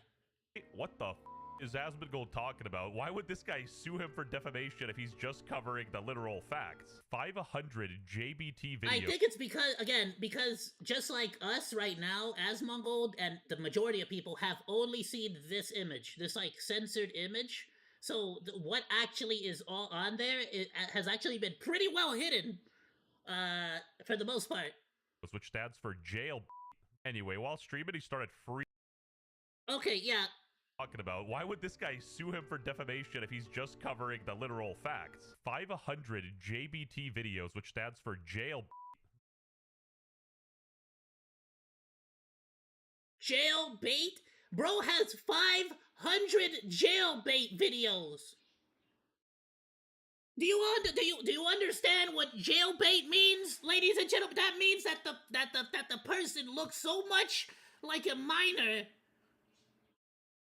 that people would genuinely use that to bait pedos so they could put them in jail. Like, they would. You understand what that means? Like, who the frick? Like, anyway, 500 videos.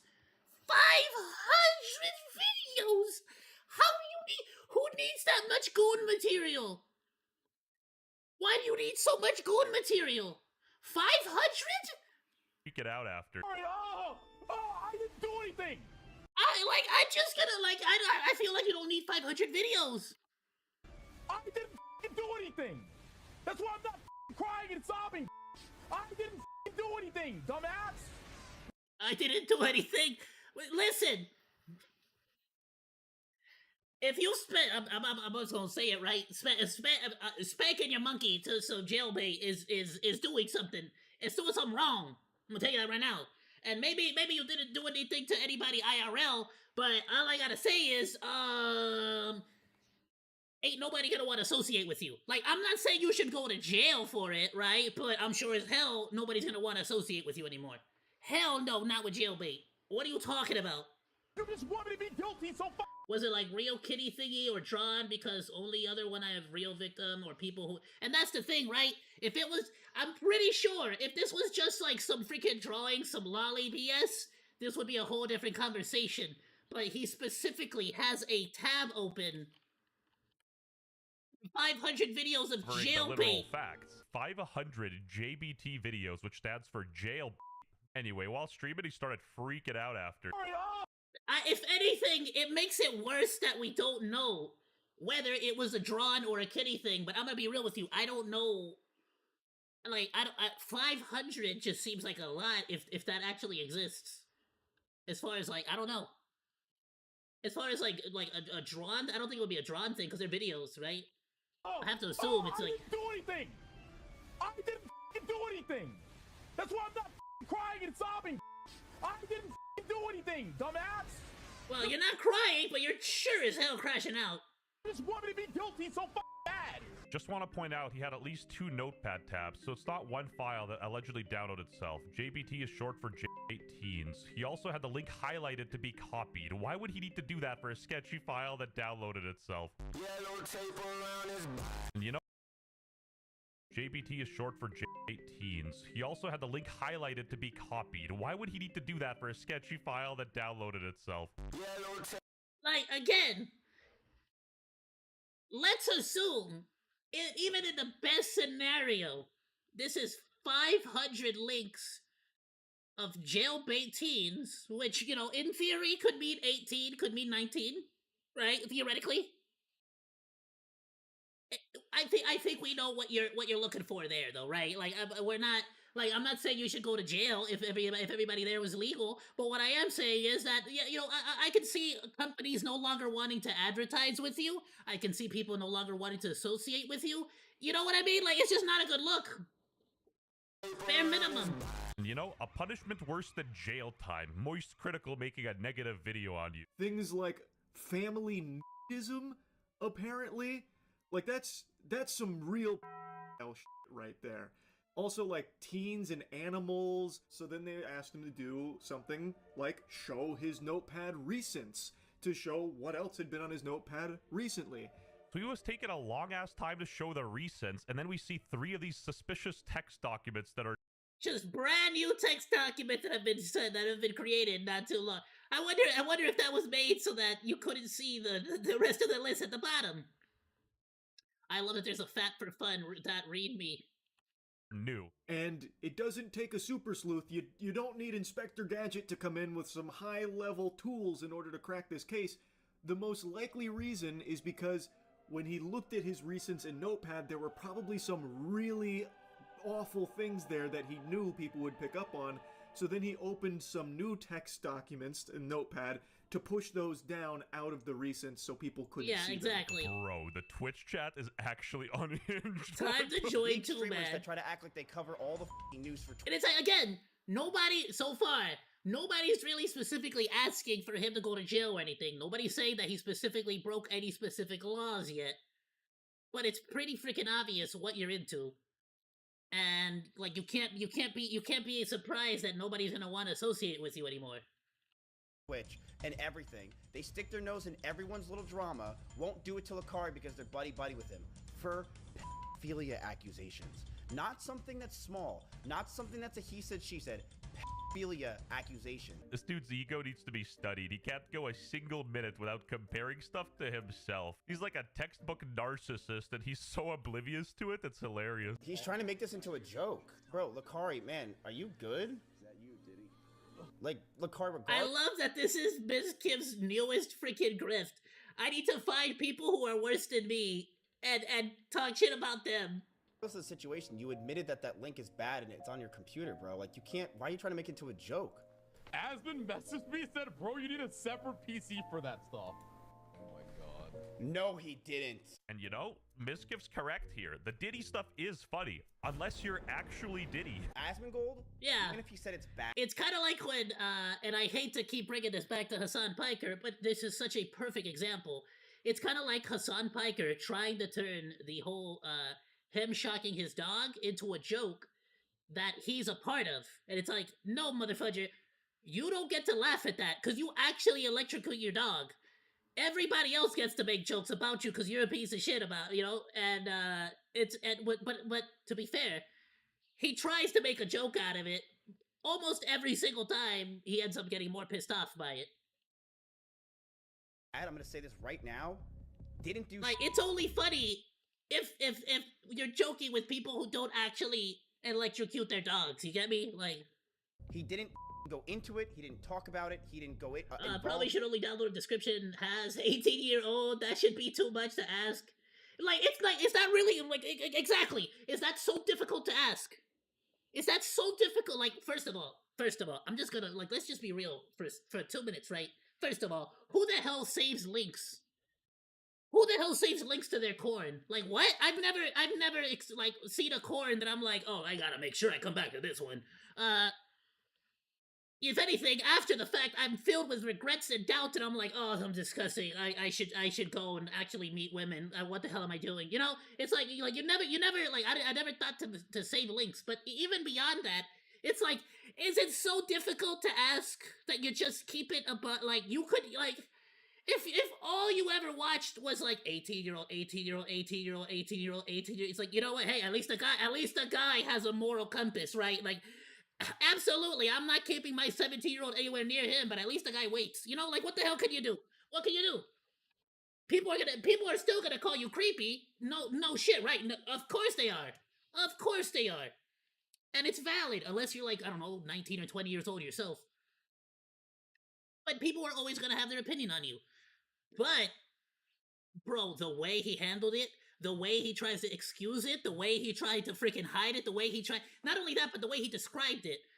In some cases, he said, a virus put illegal shit on my computer. I don't know if WestChat has already showed that bit, and he might later, but at one point he says, a virus put illegal shit on my computer. It's like, hold up, now you're saying it's illegal? Oh, hell no. I didn't at all.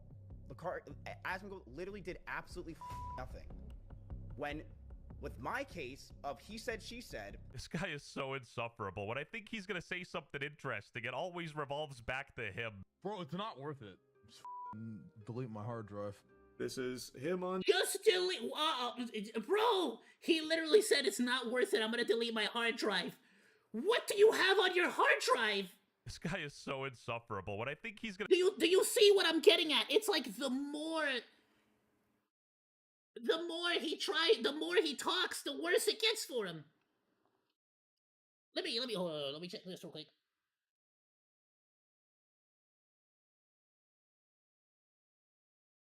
Okay, cool. Just making sure perfect thing is working on my freaking avatar. I got a new setup and I look tiny as hell now. I can't even look at my own face. To say something I can't look at my own interesting, it beautiful always face. revolves back to him. Bro, it's not worth it. Just delete my hard drive. This is him on stream now, looking at the legality of in his state, Texas. Again, that's sketchy. What do you mean? He doesn't fully understand what he's looking at, but he can recognize that it's not good, and then he eventually says that he's just going to delete his hard drive. It's not worth it. Now, call me crazy, maybe I'm on the crack pipe, but that just doesn't exactly sound like a statement from an innocent man. Delete my hard drive. That's very fishy, I'll tell you.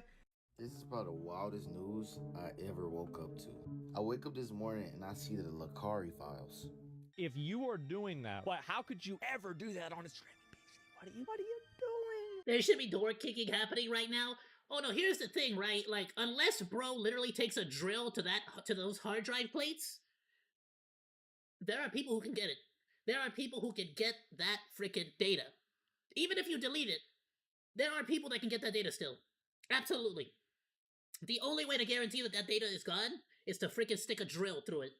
I'm not even joking. If y'all ever need to delete a hard drive, the only thing that genuinely erases data is a drill through those, and you gotta break every single disk. That's it. So he'll get caught. If the FBI really wants to, they really will. They will get you that. They will find out what's on your PC. So deleting doesn't do jack shit. Now that being said, yeah, if like there is a specific line where I'm like, go be a freak on your own private time. But at a certain point, when you start saying, I need to delete my hard drive, I need to this, I need to that, it's like there's way too much. Like, I am seeing way too many red flags here, and it's like, I can't even begin to try to play devil's advocate, bro. You need to be investigated. Looks like you drive past a cop station after you're done robbing a bank. Take the long way around, man. Just file names of probably legal content. As somebody who I've known the guy for a long time, I really hope to God that that's true. I really do. At the end of the day, I mean, I'm not even in a position to even really know whether that's true, to look into whether it's true, to be able to pass judgment on whether that's true. I just hope that whatever should happen does happen. Again, a very, very biased take, but for the most part, yeah, he is basically saying, if it is illegal and he needs to be arrested, I hope he is arrested. To the best of his knowledge. If it was all legal age stuff and it's just like, because let's be honest, there absolutely is women out there who like pretend to be way younger than they actually are in order to try to get gooners to come to their videos, right? Like no duh. But in those cases, hopefully they're legal age, of course, but like what could you do if that's your friend, if that's somebody you've known, like I just don't, I can't expect OzDaMonke to come out here and start like trying to like destroy this guy. If anything, he's probably sad because he just lost a potentially dear friend. You know what I mean? Like free like this guy, like, are you kidding me, dude? You've been like I don't know. I wonder how I would act if somebody I knew personally. To go jump the gun and didn't know about the severity of the files, because otherwise why would he make that argument? It doesn't matter if you watch it on your streaming PC or your Dell laptop, it's just as bad. That's not the issue here. This might be controversial, and albeit Miskiff is doing this for strictly selfish— No, Tectone is my only friend. Dude, freaking now I'm gonna go back to being friends with bro. He's lost Miskiff at this point. They've lost freaking Lakari. Tectone has been getting accused, but so far nobody's actually come up with any evidence. I'm trying to think who else is there from somebody check up on S-Fan. Is S-Fan still okay? No, he's actually been rocking it. S-Fan's actually been like he's been rocking the he's been doing good lately. No, with his but career. his reaction makes the most sense. If you find out your friend's P Diddy, you throw them under the Amaru's bus. been doing it doesn't great. matter at that point. And of course, Lakari got his Twitch suspended. Even Hassan Piker got into the mix. Yeah, doesn't Tectone do this too?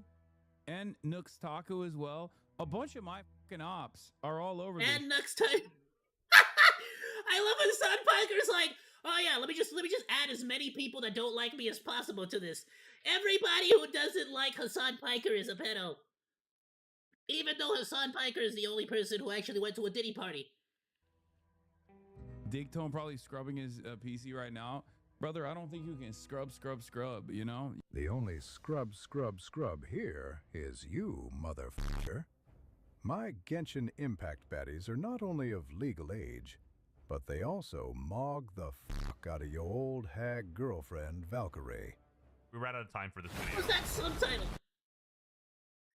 Nah, genuinely though, it is very funny to see both Miskiff and Hassan using the same tactics of like, wait, this guy got caught with this? Obviously, now's my chance to talk about all my ops. This guy does it, this other guy does it.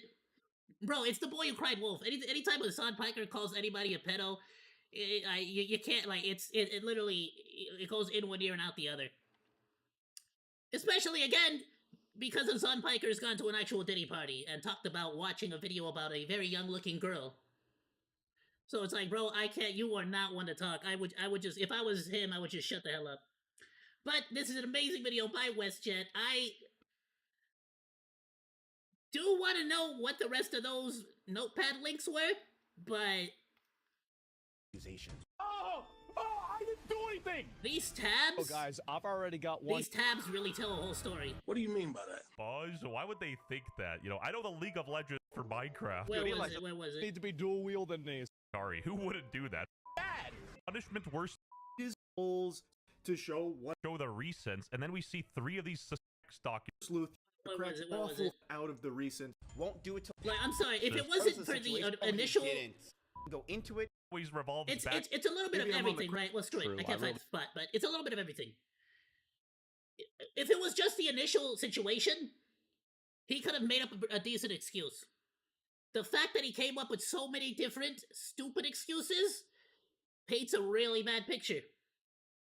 Then he starts to make even worse comments like, I gotta scrub my hard drive. Even worse! What the hell is wrong with you? Like, bro, really, even if somehow this all leads back to it was just him watching legal age chicks, I'll tell you this much. This is a perfect example of how not to handle the situation. He handled it in the worst possible way. I think I haven't seen somebody do this bad of a PR reputational saving since like EDP with his freaking cupcake story. You know, like I thought I was just here for cupcakes, man. I wasn't here for nothing else but cupcakes. Like I have not seen a worse freaking attempt at saving your reputation than this. And Lakari, honestly, I just take the L, bro. Take the L. If like there was many chances to save your reputation, you lost all of them. I don't think you have it. I think it's over, right? To be fair, Dr. Disrespect is still, you know, he's still streaming. He's still got an audience. But yeah, you can be damn sure that nobody's gonna want to associate with you anymore, Lakari. I do kind of feel bad for people around Lakari, like people who genuinely thought he was a friend too, because it's kind of sad to see. And honestly, I hope I have the balls if someday I find out that somebody I personally know and like turns out to be a creep. I genuinely hope I have the balls to immediately be like, no, you're garbage, you're trash, laters, you know? But I just hope that doesn't happen to me ever, because all the people that I know that are like friends, they're all really cool people. So I hope that never is the case, right? All right, let's do one more video, and then we'll get into some gameplay. Official announcement by George R.R. Martin. I don't know if this is about breaking the silence on what happened during the final seasons of Game of Thrones, or if this is just him breaking the silence on the latest like because there's gonna be a new prequel to the Game of Thrones universe. What is it called? The Hedge Knight? No. Yeah, I think actually, yeah, no. No. The book is called The Hedge Knight, but I think the actual show is gonna be called Game of Thrones: A Night. No, sorry. A Knight of the Seven Kingdoms, that's what it is. Yeah, so the actual, it's from the Duncan Egg stories.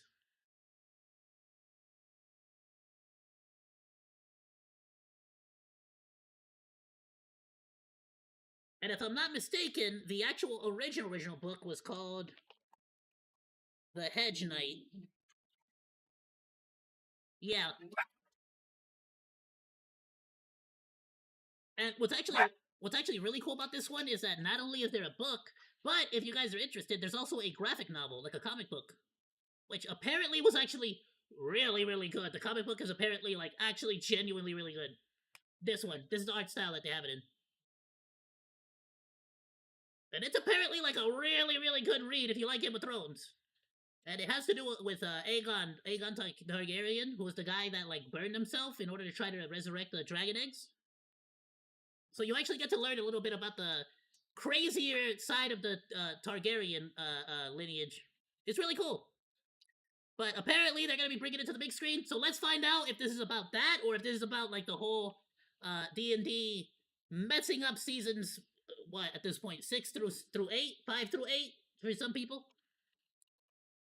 Play. In an exciting new interview with The Hollywood Reporter, author George R. R. Martin has sent shockwaves throughout the Game of Thrones and A Song of Ice and Fire fandom after he finally revealed exactly what happened behind the scenes on House of the Dragon, as well as his rocky relationship with that show's head writer and showrunner Ryan Condal. Oh, okay, even better. So actually, this is gonna be more in relation to the House of the Dragon. So not even D&D anymore. That's very odd. Okay. Honestly, I'll admit, Season 1 of House of the Dragon, phenomenal. Season 2, meh, yuck, disgusting, hated it. That's right, my friends. George R. R. Martin has finally... Nah, there was a steep decline in Season 2. Like, House of the Dragon Season 2 was just trash. I'm just gonna call it. There's so much talking, and then they have meetings. They have meetings where they discuss when to have another meeting. It's like, what the hell am I watching right now? I freaking hated it. Revealed exactly why his relationship with Ryan Condal has I'm gone not even up in joking, by the way. They flames. genuinely had a scene where the only thing that was discussed is when and where they should have their next meeting. Say, if this is actually what happened, Ryan Condal may have lied to all of us about why they no longer work together on the show. Now, you might want to sit down for this one because there's a lot to discuss. Let's go ahead and go through the article, that way I can address everything that was said. About a decade ago... And also for some, and I didn't know this actually, but apparently in the books, the main character, Targaryen, the chick, she's actually way more brutal. Like she is like almost devilishly brutal. Because like in the books apparently, or in the comic books at least, or whatever the frick, apparently she lost a lot of her beauty like after her pregnancies. So she actually becomes a much more like Cersei Lannister type of character. But for some reason in season 2, they just sort of made her like none of the men want to listen to me. This is man. I'm gonna go back to my husband Doctor Who, and he's gonna be a man, and they're gonna listen to him for me. And it's like, why? Just freaking like start murdering, like start executing people. They don't want to listen to you, girl. All the Like, way you're the back in queen. 2015, George R. R. Like, Martin how was can worried Cersei about how some Lannister do things it? might negatively affect his And legacy. you can't. He said his How first is it that like you've already had a badass villainous like chick insert like just make her like Cersei Lannister again? concern was that HBO might never make another show based on his novels. As we all know, he had more than enough material for 100 other shows, but HBO was not interested in making other successor shows at that time. He did not want to be seen as another one-hit wonder in Hollywood. He hoped this fantasy creation would evolve into a franchise that kept it alive for generations. Now, I think this is very interesting because it shines a light on what is actually motivating George R. R. Martin. I did not know he had this burning desire to be accepted into Hollywood. I always thought I honestly think it's a good thing because, to be completely fair, and I think George knows this. He understands this. His books are I was about to say a really bad word for YouTube. His books are a bitch to get through. They are. It's hard as hell, bro. Like it really is. It's some like it's not necessarily ye old English, but it damn near is, right? Like there's a lot. Like there's this one scene where he discusses Daenerys having intercourse, and bro's like her wetness. He felt her wetness between his fingers or some shit like that. And it's like, I'm sorry, what the hell? Now I haven't fully read the books. I read the first book, and that's it.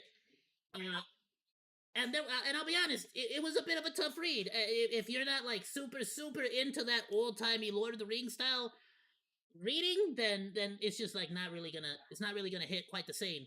So I can totally understand George R. R. Martin being like, oh well, I definitely want to also create an avenue for people to for the mainstream media or mainstream public to actually be able to witness the stories as well.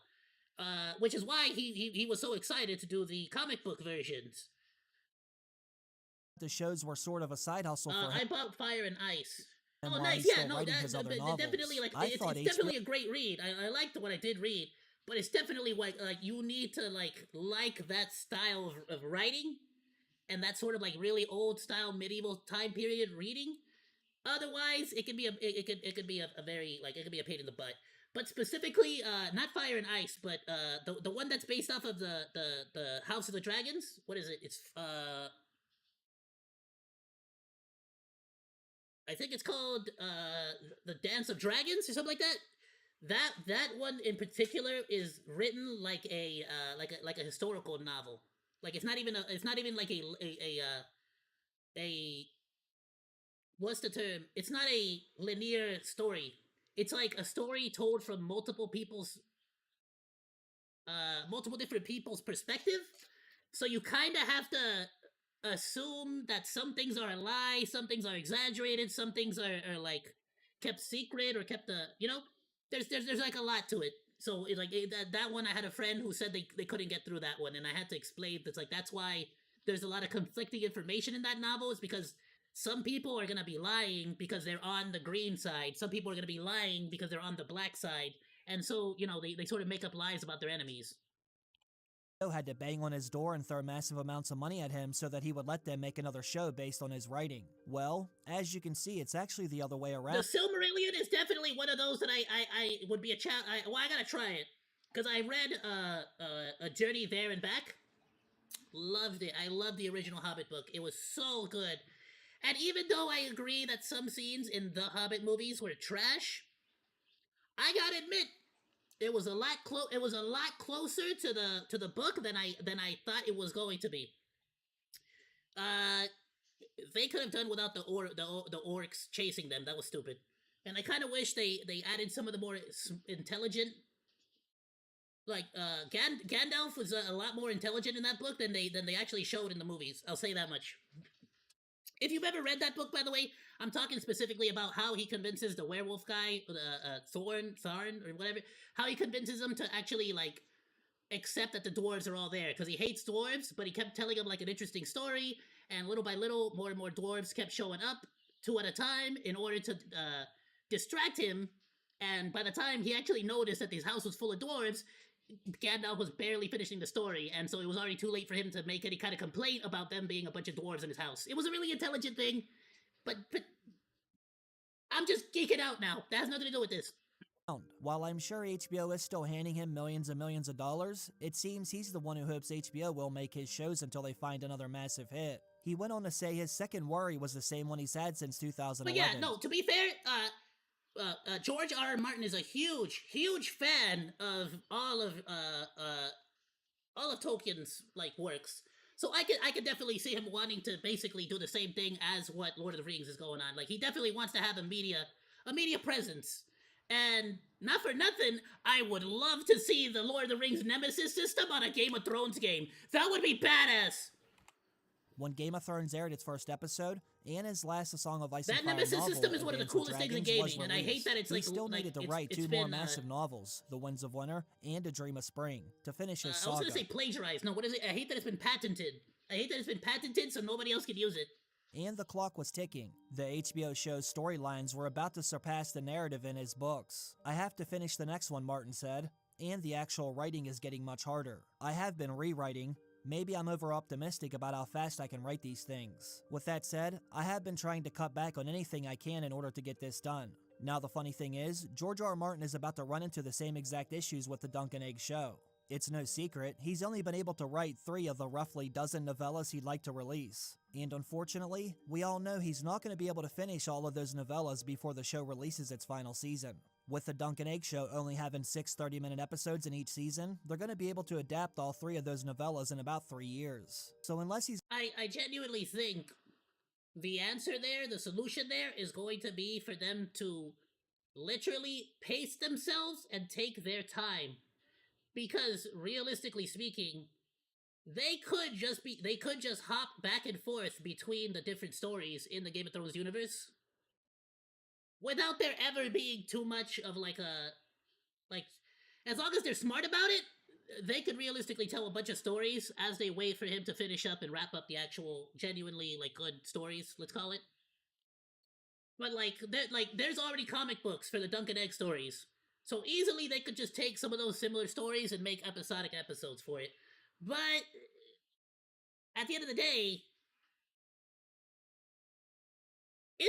you have to understand that this dude is like really trying to build a whole ass expansive universe. So it's like it's gonna take a while. It's gonna take a real long time. Going to be able to sit Winds of Winter to the side in order to write more Dunk and Egg stories, the show will surpass his writing once again. And I, for one, would hate to see that happen, but it seems more and more I just hope that they just sort of stop once they've run out of material and not try to continue beyond that. Likely by the day. They actually do that's discuss how you this in the 5 through 8 interview. of Game of Thrones. The author said the big issue is that I've only written 3 novellas, and I have a lot more stories about Dunk and Egg in my head. I've got to get them written down. Now, I did begin writing 2 of them at various points last year. One is set in Winterfell, and the other one is set in the Riverlands. It's already been over a decade since that original interview, and he's right back where he started. I have an ego, George once said, and having interviewed him nearly a dozen times over the years, those words always stuck with me because nearly all creatives have an ego. Often massive ones, but they're rarely so forthright about it. Whereas George R. R. Martin always comes across honest and unafraid to be vulnerable. He can also get frustrated when he feels like he's being slighted or disrespected in some way. Now, Warner Brothers may actually own Westeros, but the world is still his creation, and he understandably wants to feel respected and involved. George R. R. Martin has also made something very clear. He believes adaptations, not just his own, should be as faithful as possible. If another writer wants to make a major change to one of his stories, he wants to know why. Now, a Knight of the Seven Kingdoms writer and showrunner Ira Parker says George is the reason why these shows have been so successful. He also said in his very first meeting with George, before he was even officially given the Dunk and Egg job, I told him that I wouldn't put anything in there that he didn't want, but it's never come to that yet. Now, he has given me some pushback on a lot. And to be fair, that's like one of those things where Martin has always been involved with his creations, and I think that's one of the reasons why it's been so successful. And it's very, very noticeable, especially, again, seasons 5 through 8 of Game of Thrones, and seasons 2 of House of the Dragon that honestly, like the moment Martin, and actually this sort of also to a certain degree, same thing that happened with The Witcher and Henry Cavill. It's very noticeable that as soon as the creators stop respecting the original vision, that's when you start to run into those problems. And it's like no director ever wants to admit it, but it's we've seen it over and over again where it's like, yeah, you're a director, you're not a creative. Like, just because you take someone else's work and are able to translate it onto the big screen does not make you equally as creative. You did not create Game of Thrones. And again, it feels like that sort of like always comes back to bite them in the butt because they tried to take over the world, they tried to make the story their way, and nobody freaking likes their form of story writing. Of things, but I just Like, we didn't explained the come reason why I look want to do at something. Lord of the Rings of Power, like the prequel to the Lord of the Rings. It's like, yeah, it wasn't written by Tolkien. It was written by a bunch of losers, and nobody likes that story because, like, just because you own Lord of the Rings and you're using it for the big screen doesn't mean that you have the genius of Tolkien when he wrote the books. Like, it's just not. That's not. No. And then he would explain his reasons for why I'm an idiot. Now, it's The always been a bit feels like unclear a with huge exactly how family much tree. authority George R. R. Martin has over his HBO shows. In fact, sometimes I've read and seen pieces of Silmarillion, and I like it, and I do want to go and read it myself. George is unaware Especially of this as as well. the more I learn about Ungoliants, the more I want to like get into that side of the story, the more mythical side. This is where things get very interesting. The interviewer says he carefully asked George about his relationship with House of the Dragon's It makes writer me and showrunner. wish that they didn't just use a random spider for that scene. Because, like, Ungoli, she's, like, not even a spider. She's, like, this, like, monstrous entity. Ryan so Condal. much cooler. He said, I know you can't say much about this, but I was wondering how your relationship with Ryan Condal got so rocky. Well, it is worse than rocky, George R. R. Martin says, looking miserable. My relationship with Ryan Condal is abysmal. Without revealing too much, George's issues with Ryan Condal stem from their disagreements over changes to his characters. And these were things that would obviously affect major events moving forward. And yeah, it makes a lot of sense. Like, what are those major changes? What, like, first of all, there's like Rick and A, like literally there's like two people in the books that like don't even exist in the show at all. One of the dragons, the cannibal, or no, sheep herder, is gonna be like passed on to one of the other Targaryen children that never happens in the book. So they're already bringing in like dragons and key events that don't make any sense. What was his name? Lanius, the gay guy that faked his death. In the books, he actually like I said, how the chick from the books, she's a way more brutal. She in the books, she actually has her gay husband, executed, or has him assassinated. And that's why Silverwing, which was his dragon, eventually bonds with somebody else.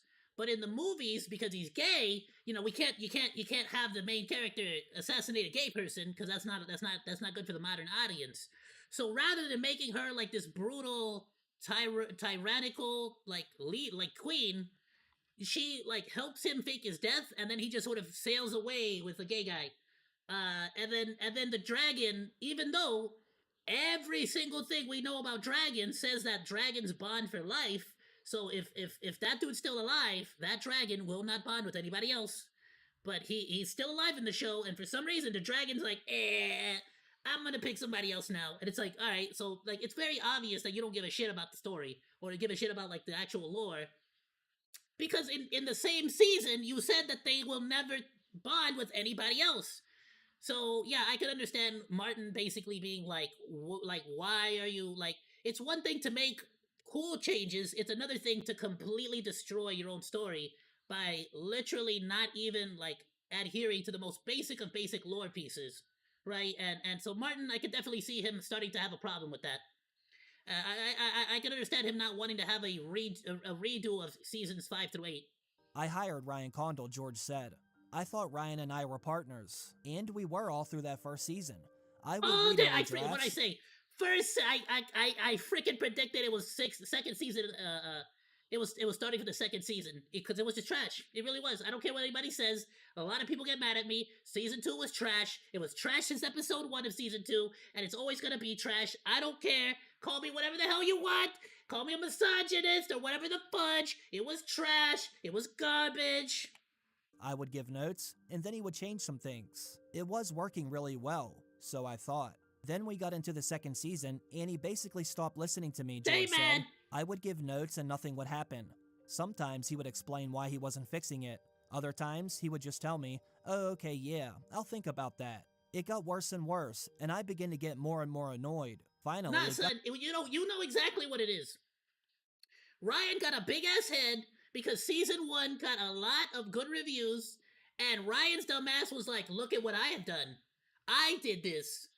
Me. That's it. It's same story every time. No, motherfudger.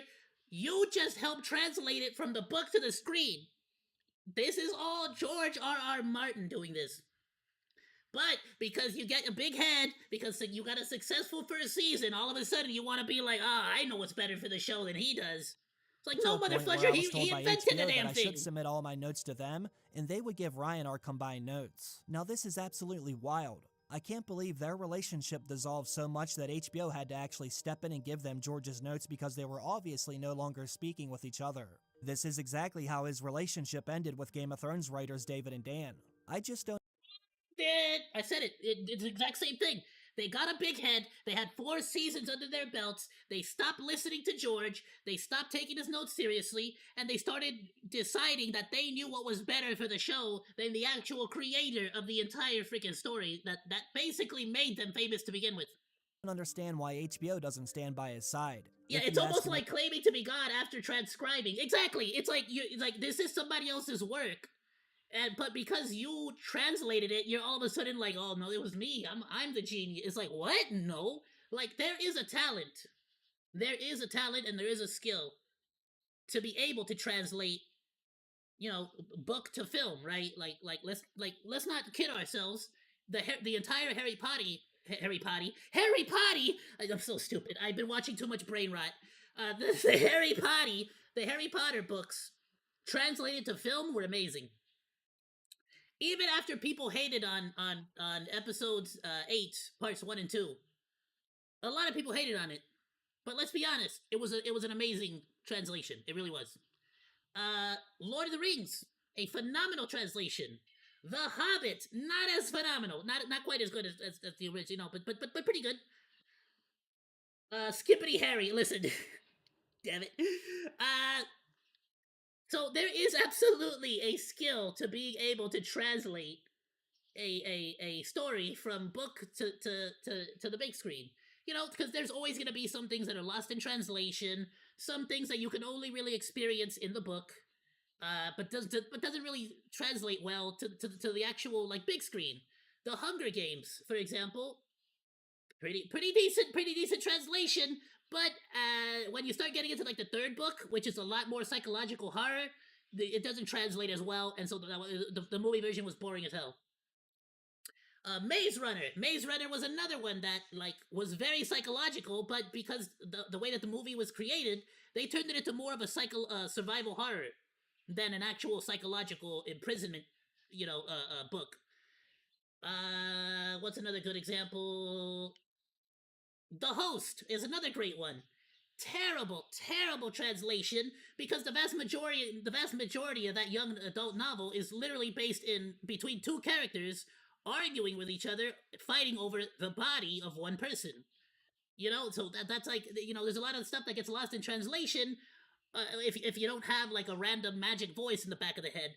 But when you actually watch the movie, it didn't sound like 2 people arguing over the body. It sounded more like one person in control of the body and just a nagging voice in the back of her head the entire time, like, meh, don't kiss him, I don't even like him, I like the other guy. So it's like, it got annoying rather than actually being a psychological, mental battle, They should be forcing Ryan Condal to listen to the author and the co-creator of the show. Eventually, House of the Dragon will end, and Ryan Condal will move on to other things, but George R. R. Martin will still be there, with HBO, making many other shows. As we all know, they've already made billions of dollars thanks to Game of Thrones, and they stand to make a hell of a lot more money while they continue to release his other successor shows. They're obviously heavily invested in George R. R. Martin and his writing, yet they don't give him the final say with his own damn creation. That I don't understand. It seems that and that's a problem, right? And to be completely honest with you, I genuinely feel like George needs to have a serious discussion with the higher-ups at HBO. And genuinely, even though 9 out of 10 times they will never allow this to happen, he needs to tell them that he has to have more control over the final say. Genuinely, that's the only way I can see that the franchise doing good moving forward. Otherwise, they're gonna end up with a Witcher situation, like when they kicked Henry Cavill out. The fans will always support the original creators and the original lore before they support any brand new directors coming in to try to change it. To me that HBO doesn't like his notes either, otherwise they would make sure they made it into the series. HBO likely has their own agenda, and we all know exactly what that is. Unfortunately, we live in a day and age where certain messages have to be shoved into every damn show, and unfortunately, George R. R. Martin's original source material does not fall in line with that message they want to send out to the masses. Now, I'm sure all of you remember George's infamous blog about Ryan Condal and House of the Dragon's upcoming season. In that blog, he wrote, "Beware of the butterflies," which revealed some of his issues with the writing. And as we all know, when he woke up the next morning, it was as if George R. R. Martin had unleashed his own Red Wedding. An upset HBO exec butterflies, which back in July, I promised you some further thoughts about Blood and Cheese and Maylor the Missing. Oh, that's interesting. For those of you who do not know, Blood and Cheese are these two characters that basically they carried out a nefarious plan in the story. I'm not gonna spoil too much, but in the book, Blood and Cheese were these cruel, almost vicious people that were sent to commit this like atrocious thing, right? In the show, they basically almost turned them both into sympathetic criminals, which is like why, and it's like one of those things. And same thing, a son for a son, and Rhaenyra the Cruel. Like they completely declawed Rhaenyra and made her such a like, because of course if you have a female lead, she can't do anything bad. She needs to be completely the good guy in all scenarios. She could never do anything terrible.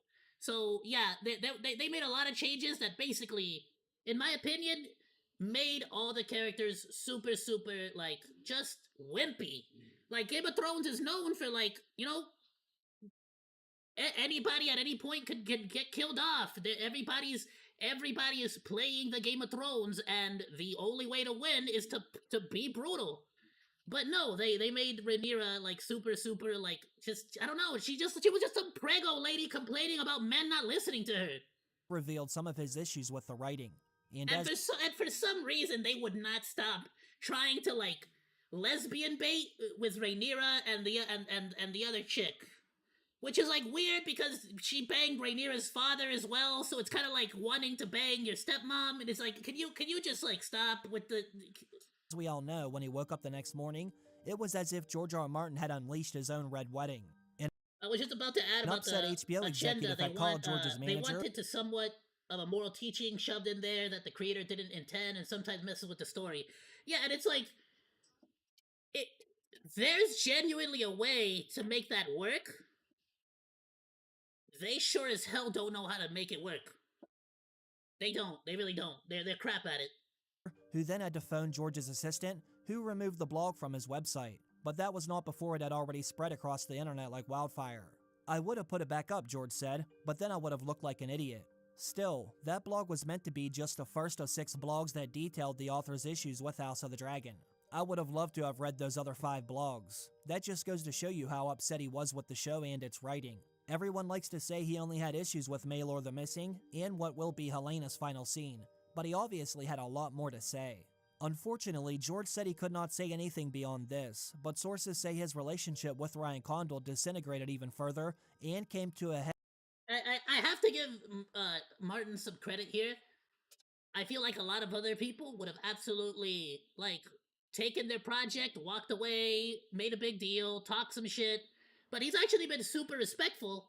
And honestly, it's to the point where honestly HBO, I don't see them ever seeing him as a liability, and I think that's the reason why HBO, specifically HBO, has stayed in good graces with Martin, and vice versa. So at the very least, the projects can start off at a good point, and I'm hoping HBO sort of learns and starts to give Martin a little bit more power. At the very least, a little bit more like say on what actually makes the final cut.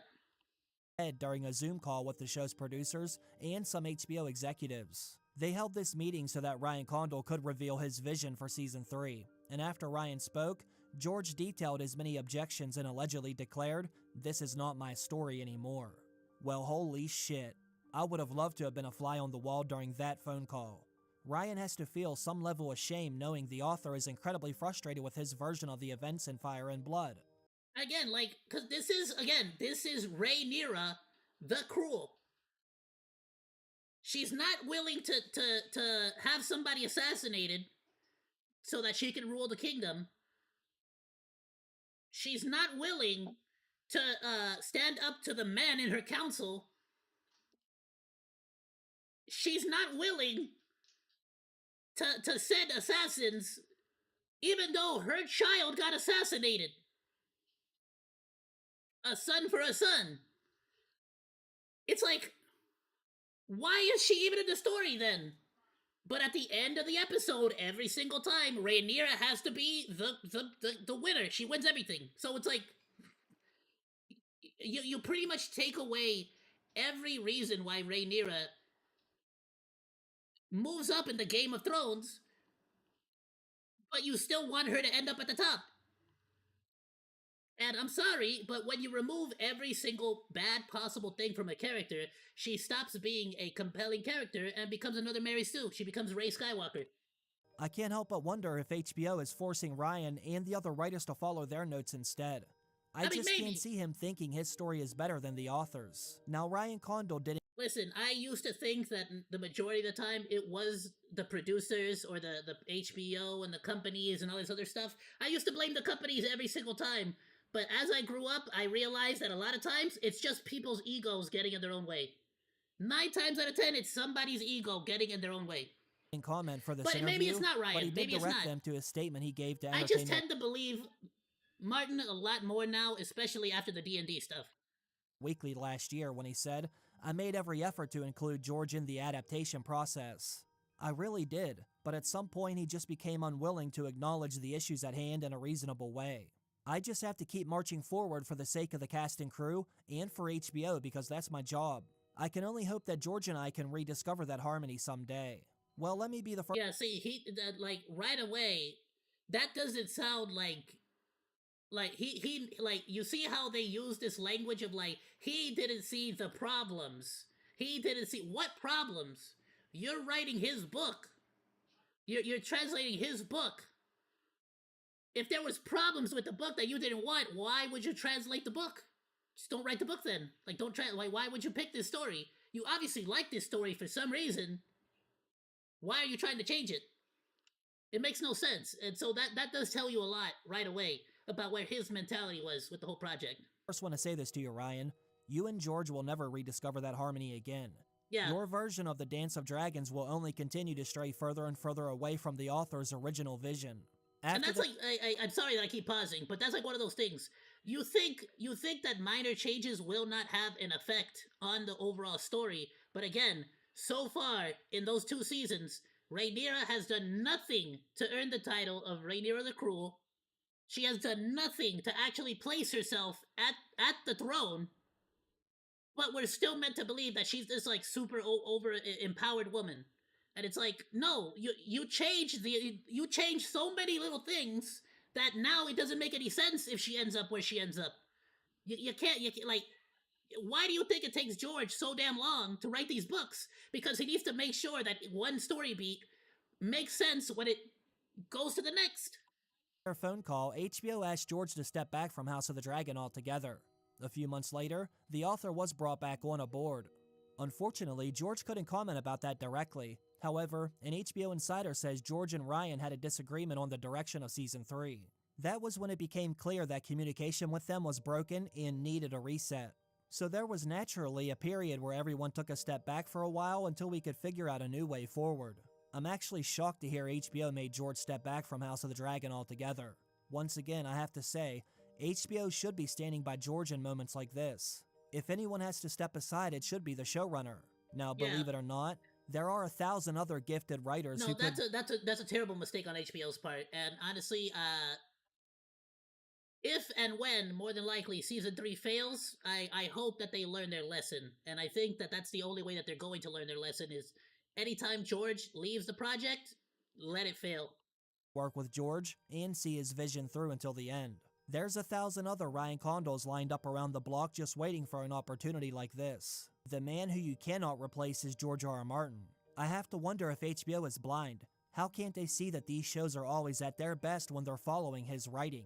As soon as and what's worse about it is, again, the actual original story of Rhaenyra is so much more empowering to women. Because remember, Rhaenyra does all the crazy shit. Like, the majority of her story is after she loses her beauty. Because of her pregnancy, she becomes fat, like a fat old lady, basically. And she does all of the most badass stuff when she has completely lost her power to be beautiful. So she no longer has that, like, woman's charm, the beauty, that to like, manipulate people. Now she has to be intelligent. She has to be political. She has to be smart about every move she makes. And that's what makes her such a great character. Writers start thinking they can do better. So ironically, by changing Martin's work, you're making the entire series less female empowering. Because to be honest with you, Daenerys in the OG Game of Thrones books is far more empowering. And her struggles are far more empowering in the books than they are in the TV show. The fans make the show go viral for all the worst reasons, and then they start looking for something else to watch. I am anxious to see if any of House of the Dragon's writers will share their thoughts about what was said. HBO has likely already asked them not to.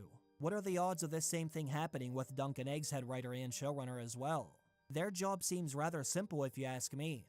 All they have to do is follow the author's writing, yet for some reason, whether it's HBO interference or their own ego, the show's writers seem to keep abandoning George's vision for the sake of their own ideas. Now, I'll still be watching House of the Dragon's third season. Believe it or not, I am still incredibly excited for that show, but I don't see how they will ever fully recover from something like this. As you all know, they've already lost a significant amount of their fans with the hijinks that happened during the second season. How fractured will the fan base be now that George R.R. Martin continues to confirm some of their worst fears? Let me know what... I honestly, like, this is one of those changes that, like, could have worked. Because this particular, like, romance would have absolutely worked. It has no genuine crazy impact on the overall story. And if anything, kind of shows how these two people separately have been traumatized. I forgot by Daemon Targaryen. They've both been traumatized by Daemon Targaryen, so they have like this shared trauma. This could have worked. It wouldn't have affected the story. Ironically, right? One of the few changes that they could have kept. Below. I'd love to hear what you have to say. I'll be releasing another new video about some of the other things that have been said about HBO's Game of Thrones successor shows. Make sure you subscribe, that way you're the first to know whenever I release a new video. Once again, I have to thank all of you for stopping by. I hope all of you have a great day. I will see you again very soon. Bye. What a phenomenal video. Another change that I want to bring up from the original Game of Thrones that I thought was a good change, and was like, oh, so you could definitely make changes that don't necessarily fit the original novel, but still work. The Hound. In the novels, when the Hound finds the like religious community, he pretty much gives up the adventure there. His story ends there. He stays with that community. Whereas in the TV show, he actually continues his. The spoilers. Something happens and the community is no longer available to take care of the Hound, and so the Hound decides to go on a murder spree and takes out like some of the bands of brothers. and that's when he finds, he ends up joining their group, and then they ban the brothers. The brothers with no banners. The brothers with no banners ends up like recruiting him, and it turns out to be a whole thing. In the book, that never happens. He stays with that community. And that worked. People loved the Hound. The Hound had a cool story. You could keep that. Of course, they decided to have the Hound do the Clegane Bowl all the way at season 8. Maybe it works, maybe it doesn't. Who knows? That could technically still happen if George R. R. Martin goes back and like changes that, because there is a character in the books that has been running around sort of behind the scenes doing some like crazy shiz, and George R. R. Martin and other like people have actually said that there's a possibility that might be the Hound, still technically trying to help, but trying to also not really get involved too much. Or it could be Stoneheart, which is another crazy change that I think they should have kept in the stories. The Stark, Caitlyn Stark, the mother of all the Starks, she actually gets resurrected as a zombie, an ice zombie, and so she actually like she ends up recruiting the brothers without banners and starts hunting down everybody involved with the Red Wedding. It's really cool. I think they should have kept that. That would have been dope. Yeah, and that was good and a happy ending for the Hound in the book. Yeah, no, it was a really cool ending. I like that. And if George R. R. Martin leaves it there, I think genuinely he will have one of, if not the only happy ending in that entire book. If he never brings back the Hound, genuinely the Hound has the happiest ending out of any character in the entire book. But yeah, I genuinely wish they brought back Stoneheart. And judging by the visions that they've been showing, it kind of sounds like potentially they may revive Robb Stark, but with the head of his direwolf stitched onto him. Because there's been a lot of visions of a warrior rising up, but he has the head of a wolf.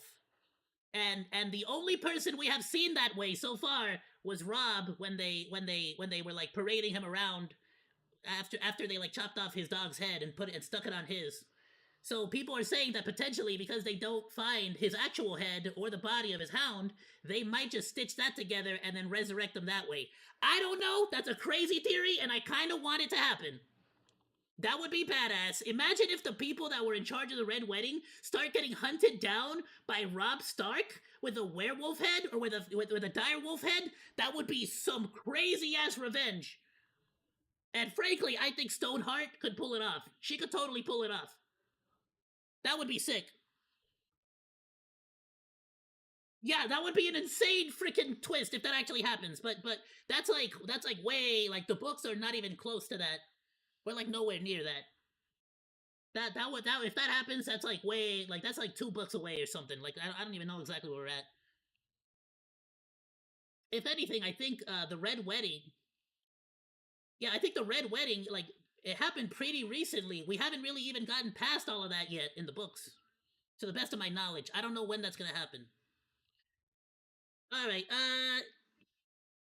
it's 7:12. I'll tell you what, let's go ahead and call it here for this stream. I'll save this educational stuff for tomorrow. I say educational, right? But, and this video's a little bit long anyways. I was gonna check this out on my own later. I'm gonna go ahead and call this stream here. Give me like 10 minutes. I'll be back momentarily, and we'll go ahead and play some more Ark Knights Enfield today. Just because I want to try to get through as much of the story as possible so we can do like our pulls and stuff. Okay with the epic music. Chill. Didn't know I was gonna start playing.